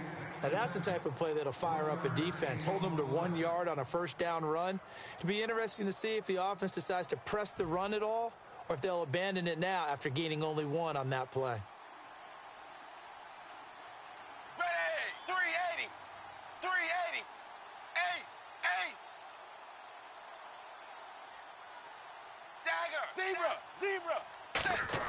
Second down, Dalton. Oh, the ball comes out on the hit, but they'll say it's incomplete. It's always tough trying to keep your guy upright when he's trying to throw the football. When you're dealing with those big, bad guys on the defensive front, it's even tougher. And this time, those guys on the opposite side won the battle, getting to the quarterback and knocking him into an incompletion. Play number 9 now on this pretty long opening drive. But this is third down. Blue 10. Ace. Dagger. Third down from the gun, Dalton. Complete to the right. This is Garcon. And he's able to pick up the first down here before he goes down at the 26. Okay, so now the question, how did he get that wide open? Well, we both know that he shouldn't, because from the time they handed out scouting reports before this game, he was circled, starred, everything. Find him, cover him. But sometimes you can scheme a guy open. You put the receivers in a bunch. Maybe you move some motion. Maybe you put them on the backside of a formation, and all of a sudden you've got a better matchup. Every now and then, the offensive guys, they figure a way to get him open, even with everyone keeping eyes on him. And that's certainly a guy they want to keep trying to scheme open. On second down, here's Crowell. And he'll be taken down near the 20 at the 21. 2 yards on the carry there, and it's going to lead him to third down. Dolphins bring on an extra defensive back on third down. Here's Dalton. And he's got his man Hilton. And he has the first down before he's tackled at the 5. And how about this first drive? They're being aggressive, slinging it around. Really confident, too, because they're not trying to fool them with running plays, throwing it, and they're being very successful right now. This is turning into a bit of a death march here, the 13th play of this drive. Zebra. Blue 10. They'll try and run for it with Crowell. And the hole closes quickly here. He can fight only to about the 4. Only a yard on the pickup there. Second and goal. Be interesting to see now what they do offensively down near the goal line after not much there that time. As the offensive play caller, that may change your sequence now. Instead of coming right back with a running play, you may have to go to the air. With my good friend Charles Davis, Brandon Gaudin with you. It's the Panthers in possession of the football as we begin quarter number 2. And they'll come up looking to keep this drive moving. Oh, just play after play after play on this long drive for the offense. They'll give Crowell another crack. And he takes it into the end zone for a Panthers touchdown. Isaiah Crowell, a 3-yard touchdown run. And the Panthers take it right down and score on the opening drive. And following the touchdown, Josh Scobie now will kick it away. This fielded a few yards into the end zone. And last year, that would have been a net gain of 5 on the return. This year, he stopped where he would have been if he had taken a knee, and that's at the 25.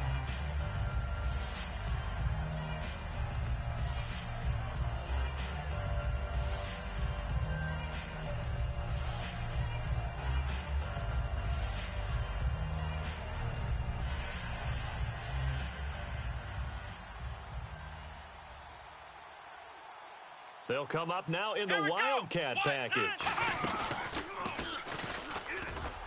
And that formation won't yield much here as he'll get back to the line of scrimmage, and that's it. That's going to go as a loss of a yard, and it'll be second down. That was a nice play by the defense, but the offense can't let that one play define them. Let it go, move on, and start over again. No. Check, Patriots. Now this time he'll look to throw. And he can't get away from the pressure. Cook goes down. The safety blitz staged to perfection that time as they sack him for a loss of 6. And the defense will try and pin their ears back and get pressure again here after the sack. It's third down. Let's go. Throwing, Cook. And he will have a man, Demaryius Thomas. And the play goes for 19 yards, gives him a new set of downs. So the offense has it first and 10. But we're used to seeing the guy that you consider the number 1 receiver double covered. But how about this guy? He's double covered and finds a way to make the play for a first down. That's how you increase your Madden rating, right? No doubt about that at all. And you know something? I think we'll hear about that from him soon. Shift together here from the D-line. Here we go now. They'll run it now out of the gun. And he'll get it into enemy territory just across midfield at the 49. Give him 10 yards on that one, and that'll earn him a fresh set of downs. How many times do we say in this game that speed kills, and it does it in so many different ways? In this case, you got a back who's quick and shifty, can make moves, make people miss, but also gets to and through a hole before it can close down. That's some of the benefits of that speed, not just outrunning people in the secondary, and that led to a really nice gain. 2 minutes to go here in the first half. We'll come back to Oakland after this. Now let's go.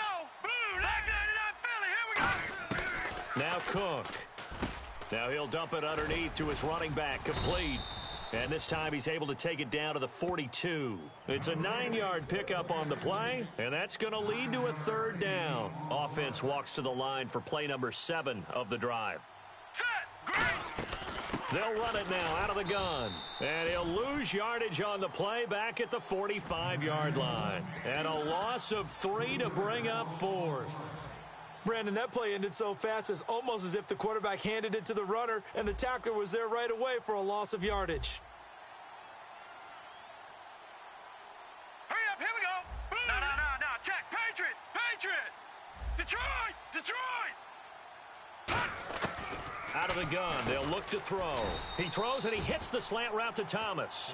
The Dolphins can't convert on 4th down, and the Panthers will get the football back. The Panthers offense here, they get ready to head back on the field, and they'll just simply be looking to build off the confidence of the last time out where they scored a touchdown. And confidence is powerful, isn't it? When you've scored once, you feel like you can go back out there and get it done again. Doesn't matter what the defense throws at them.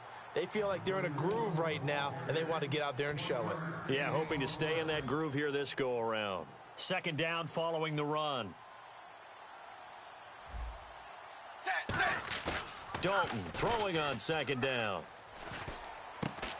And incomplete there. A nice hit. Jars the ball free and brings up 3rd down.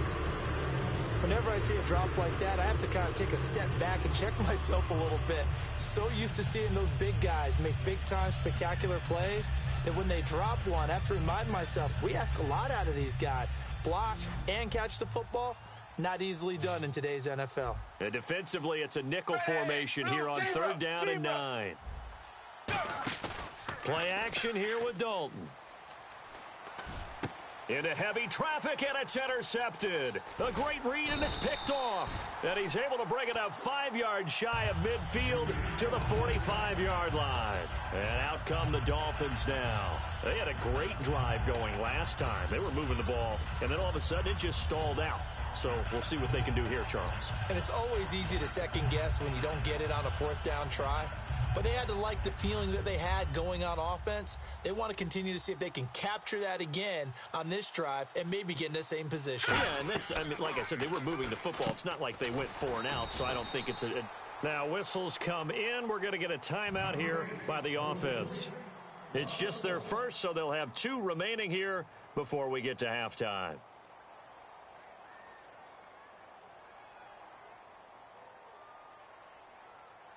A little bit of ground to make up for the offense as they face a 2nd and 11.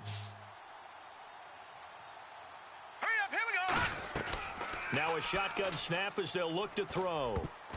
Into double coverage, and it's intercepted. A great read, and it's picked off. And they have possession, and they have it at the 38-yard line. Carolina getting set to take the field. And following the interception, we'll see what they can put together on this drive. I can hear my old college coach right now. He always used to tell us before every game, the team making the fewest mistakes will win.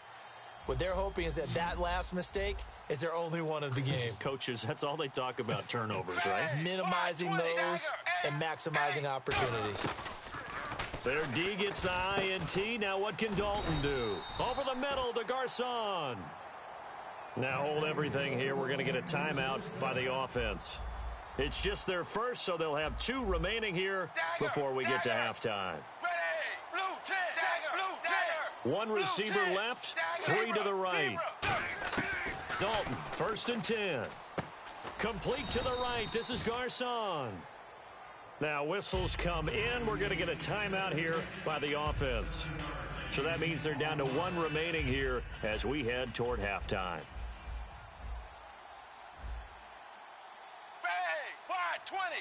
Wide, 20. Zebra. It's second down. Dalton looking. He's going to leave this for his running back. It's complete. And he'll be brought down, it looks like, right at the 40. 5 yards is the pickup there as that extends this drive. Looking to speed things up here, going with some tempo. And now the clock will stop as he's able to get up and spike it here. Offense still needing 10 yards. Second down. Ready, blue 10. Another chance for Dalton. He's going to air one out. And at the 7-yard line, the catch is made. A gain of 32 that time. I do have to admit, I like it when it all comes together. When the top part, catching the football, right, whether you're catching it with your hands or cradling it, comes together with the legs, in this case the feet, doing a little toe tap to stay in bounds and complete the catch. And a great job by our crew on the camera shot. Love when you see the grass or on the field turf, those rubber pellets flying up. Great catch. So the drive takes them inside the 10, but it ends with just 3. And a nice job defensively to rise up and make sure they didn't get in. This is fielded a couple yards deep. And he's up past the 20 to the 22-yard line. Out comes the Dolphin offense now as they get set to take over here. And from this spot in the field with the clock where it's at, you think we're just going to see a knee and that's it? And I think in this situation, that's the proper play. But we do know there's some risk takers out there that may want to take one more shot before the clock runs out. And he is going to lose yardage here. So we reach half. Jeez, they don't even want to let their guys get a drink of water. All right, third quarter. Let's get to it.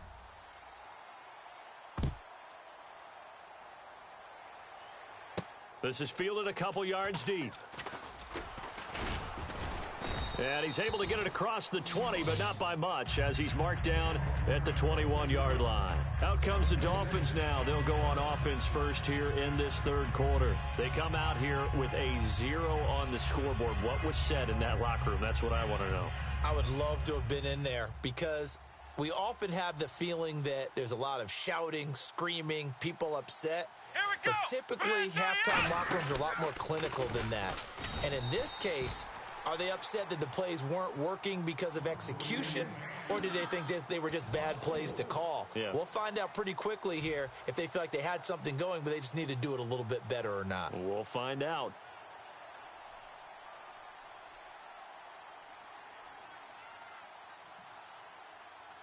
Here we go now. Now this time he'll look to throw. And this is incomplete. He was looking for Buck Allen, his running back that time. And it's third down. So many offense want to include their running backs into their passing offense and be able to swing the ball out or check it down to them. But sometimes those guys are just not as comfortable catching the ball as they are running it. Now Cook. He finds his target, Terrence Williams. A good gain of 14 there, and it moves the chains. One thing I can say pretty safely, that route is not called if you don't have a guy who can throw the ball and put some mustard on it. Because if you're going to lollipop it in the middle of the field, bad things usually happen. It takes a strong-arm guy who can rifle it in there, and they were able to successfully complete that one.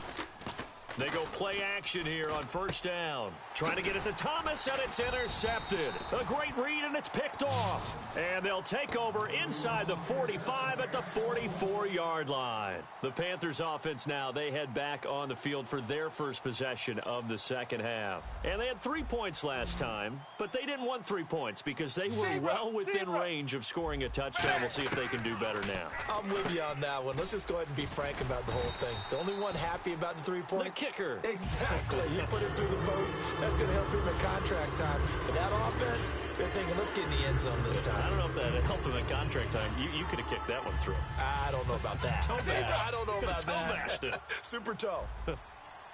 One receiver left, 3 to the right. Dalton sets up play action. And the hit jarred it loose. It's incomplete.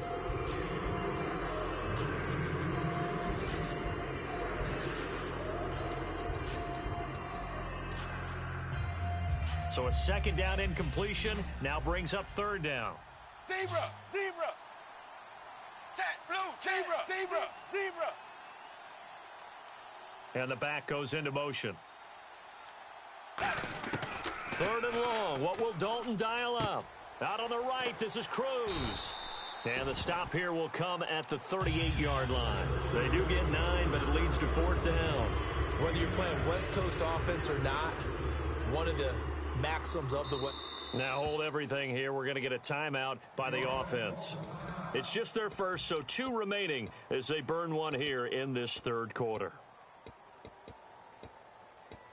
Field goal would have been a decent length at 55 yards. They keep the kicking unit on the sideline. They're going for it. Set, blue, 10. Zebra.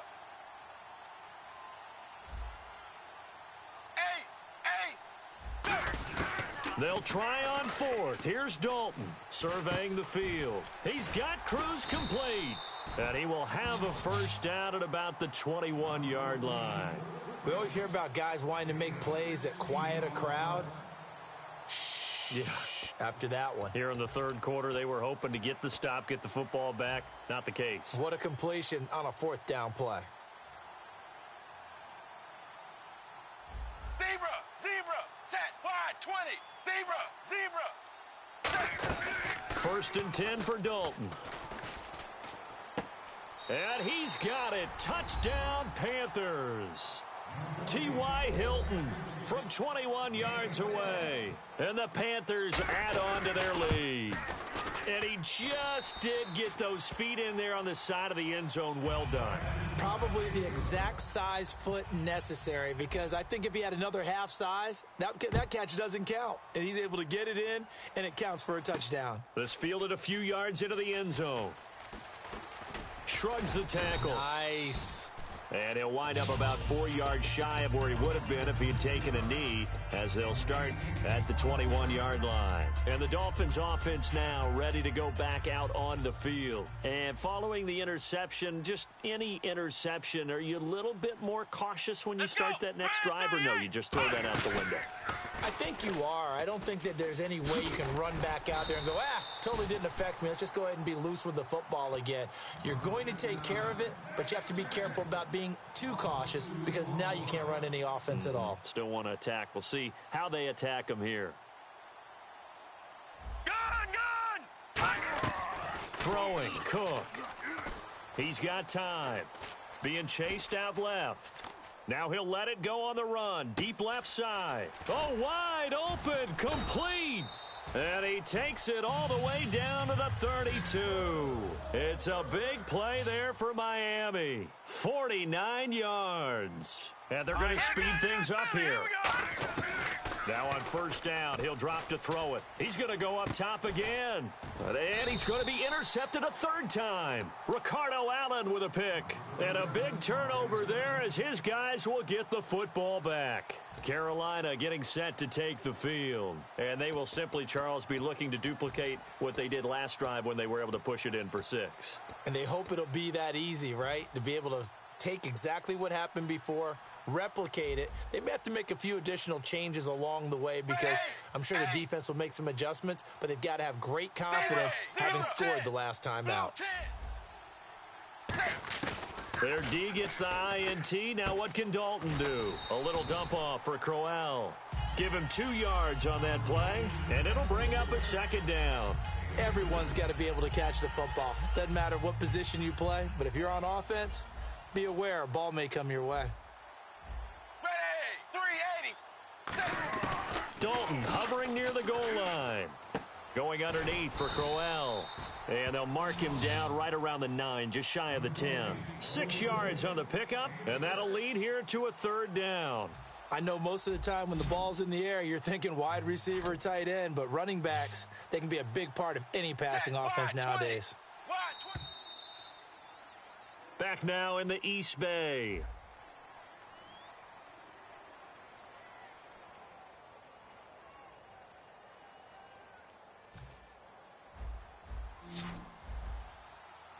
So 3rd and 2, and I count 6 defensive backs out there. 3rd and 2 for Dalton. And the 3rd down pass falls incomplete. I'm not sure we could spot any tendency here on this third down. They could have run it or passed it. Either one was available. They chose to try and get it through the air, but they were unsuccessful.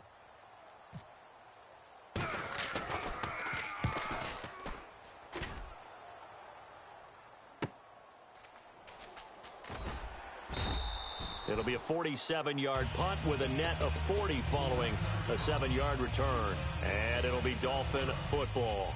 Out comes the Miami offensive unit now. They get set to take over. And with 3 interceptions thrown already, we'll see. Do they rely more on the ground game here?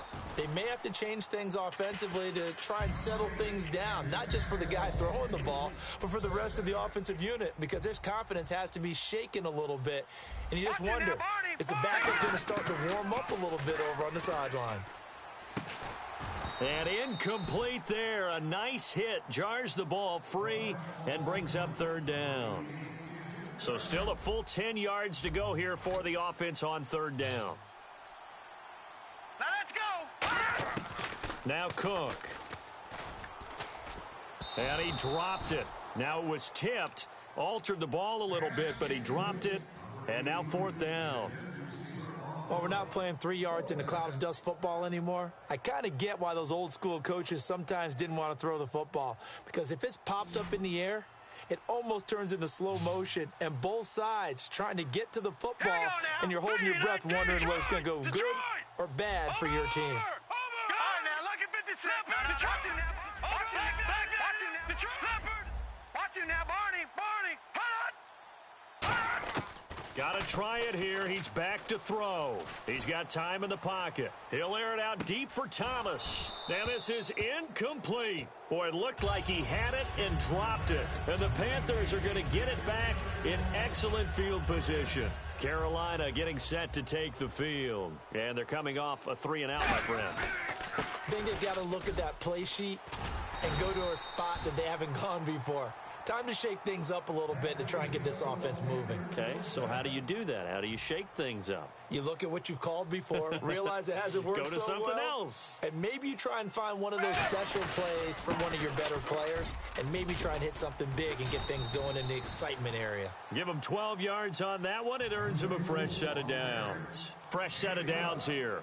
Well, I'd say that run's pretty emblematic of what we've seen all day long. No matter what they've done on offense, this offensive line has controlled the line of scrimmage, giving them time to throw it, run it, do whatever they wanted. That's why there are points up on the board. And right now, the psyche of the offense, we're in control, and we can do whatever we feel like doing out here on the field. Now it's Crowell. And he'll take this into the end zone. Touchdown, Carolina. Isaiah Crowell, his second touchdown of the afternoon. And the Panthers add on to their lead. And it's up and good. And following the touchdown, Josh Scobie now will kick it away.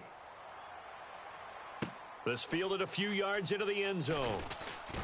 And he'll make it across the 20 as his guys will set up shop at the 23-yard line. The Dolphins offense now heads back on the field. They're down big here late. I don't know. You just one last drive here for pride? Some people like to do that.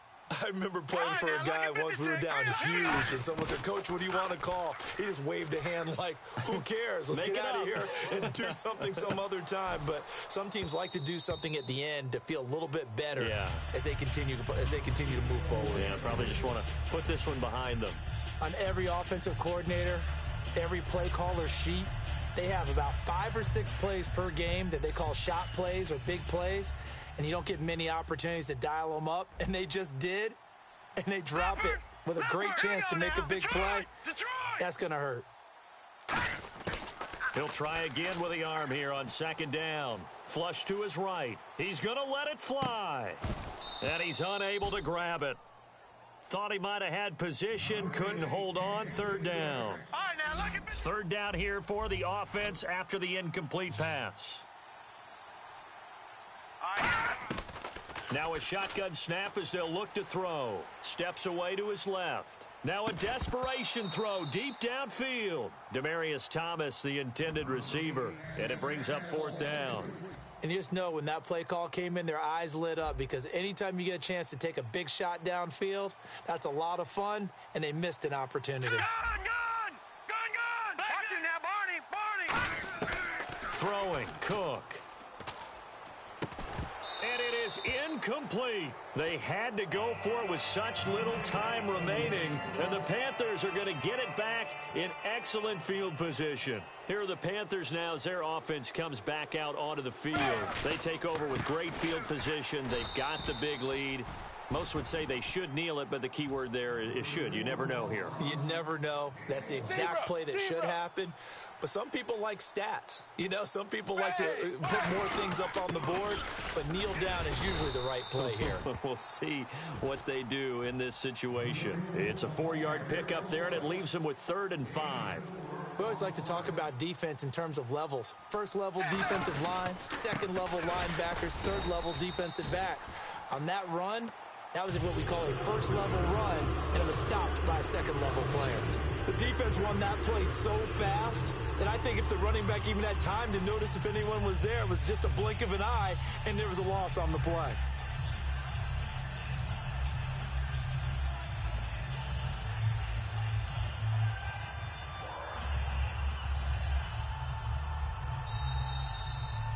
The storyline in this one, Charles, no doubt the number 0. Zilch, nada. A shutout so hard to do in the NFL. It really is, and what an accomplishment, because you feel that not just on the defensive side, but as a full team. There's a lot of pride that goes into shutting out an opponent, and how about that 0 on the scoreboard for them?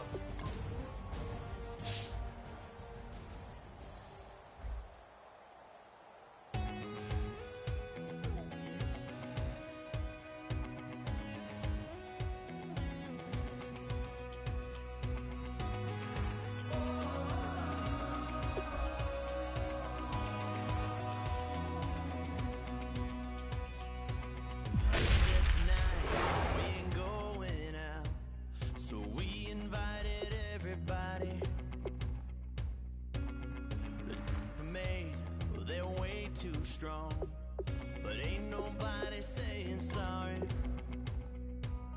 The speaker's so blown, no one knows what it is, but we keep it on repeat cause we don't want it to end. We got the rest of our lives for the rest of our lives, and the rest of tonight for whatever feels right.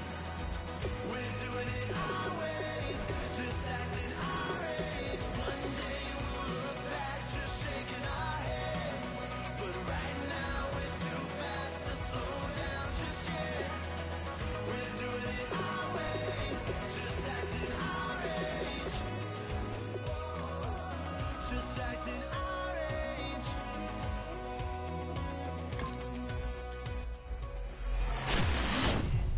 That I just met, like we go back. It's 3 a.m., but we ain't done yet. Trying our best to make it last. Freedom running through us like an open. We're too high on being young and there's still to race. We've got the rest of our lives for the rest of our lives, and the rest of tonight for whatever feels right. We're doing it our way, just acting our age. One day we'll look back just shaking our heads, but right now we're too fast to slow down just yet.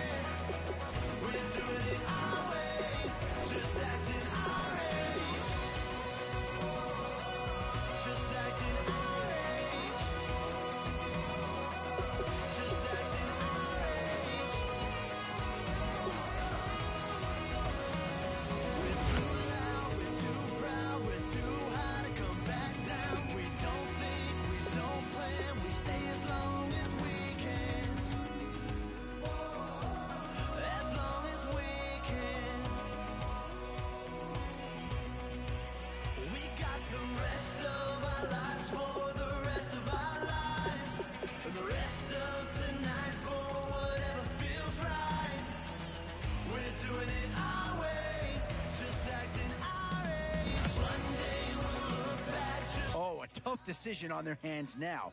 And this early on, it's one you can't afford to get wrong.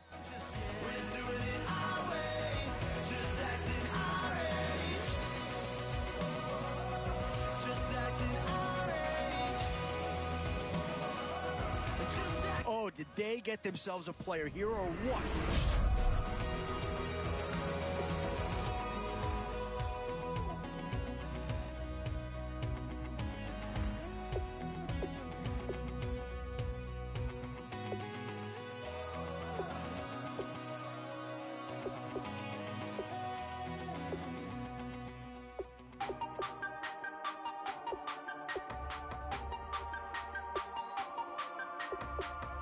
Two words here. Difference maker.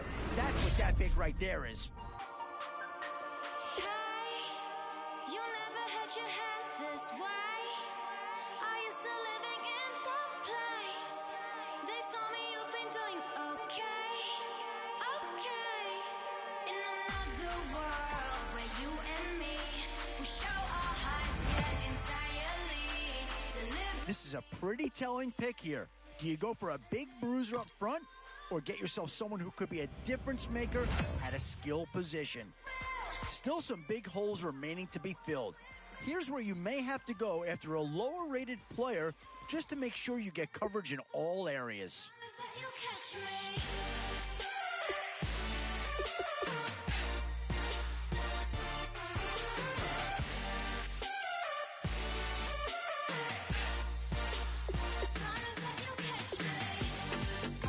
Oh, no question that this guy's going to grade out as a huge impact over what was there before.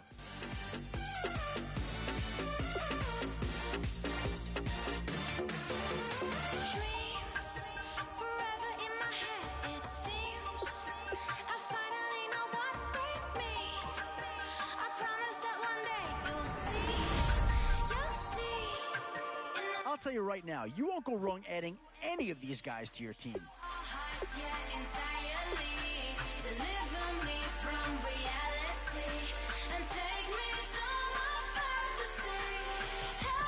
Yeah, maybe not the pick that's going to change this team's fortune, but he is an improvement over what they had.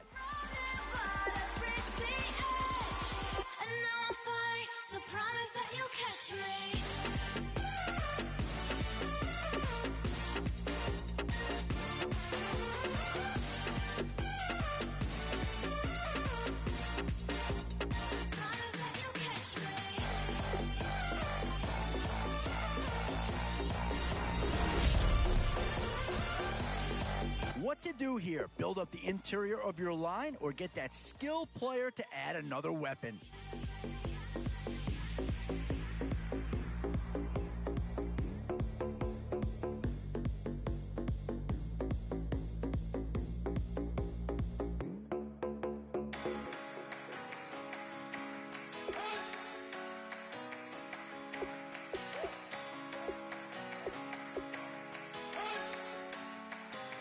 You better not be the one to doubt us,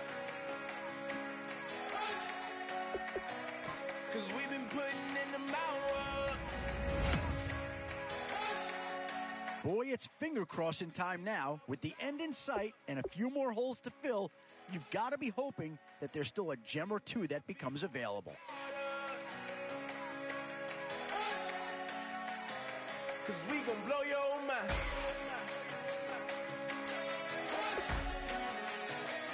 We gon' blow your mind.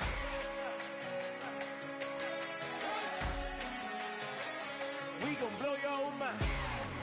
Okay, whoa, whoa, whoa. We've been on the road from the go. Hit my blow.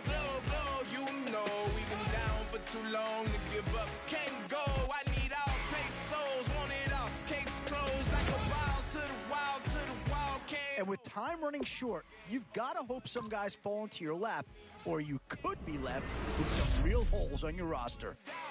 And now, which side of the football will they address here? Some interesting options either way. We only taking what was ours. So you better not be the one to doubt us. These These are tough decisions here. Offense or defense? Which side has the more pressing need?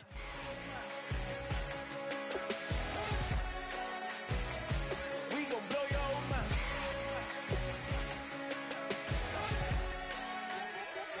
We gon' blow your mind. When I was back home washing them dishes, I was just wishing I could just vision. I was gonna get it, I was on missions, I was just living. Walked in that building, we was just building, taking our time. We was just yielding, we was just chilling. Away from these haters, know they be watching like a DA. Boy, you can't go wrong with anybody out of this group. They gon' degrade us, it won't delay us. This is what made us. We got Omega, probably roll. Probably just leave. I see you later. Hasta Luega, cop a new crib, got some new neighbors. You get this big, they gon' want favors, they gon' want flavors. Probably roll. Hope the Lord save us, wait from these haters. Hope the Lord save us, wait from these snakes, wait from these fakes. Wait, I need breaks, wait, I need cake. How long can we wait? Come on, better not be the one to doubt. And now's where you need to make these last picks count. Time to fill any holes you can before it's too late. We only taking what was ours. So you better not be the one to doubt us. 'Cause we gon' blow your mind.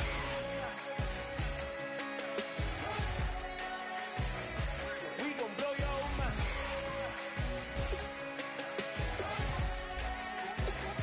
We gon' blow your mind.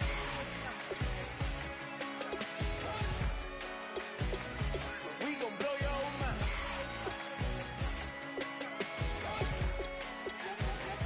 We gon' blow your mind. Ladies and gentlemen, we got the Knox in the house, right?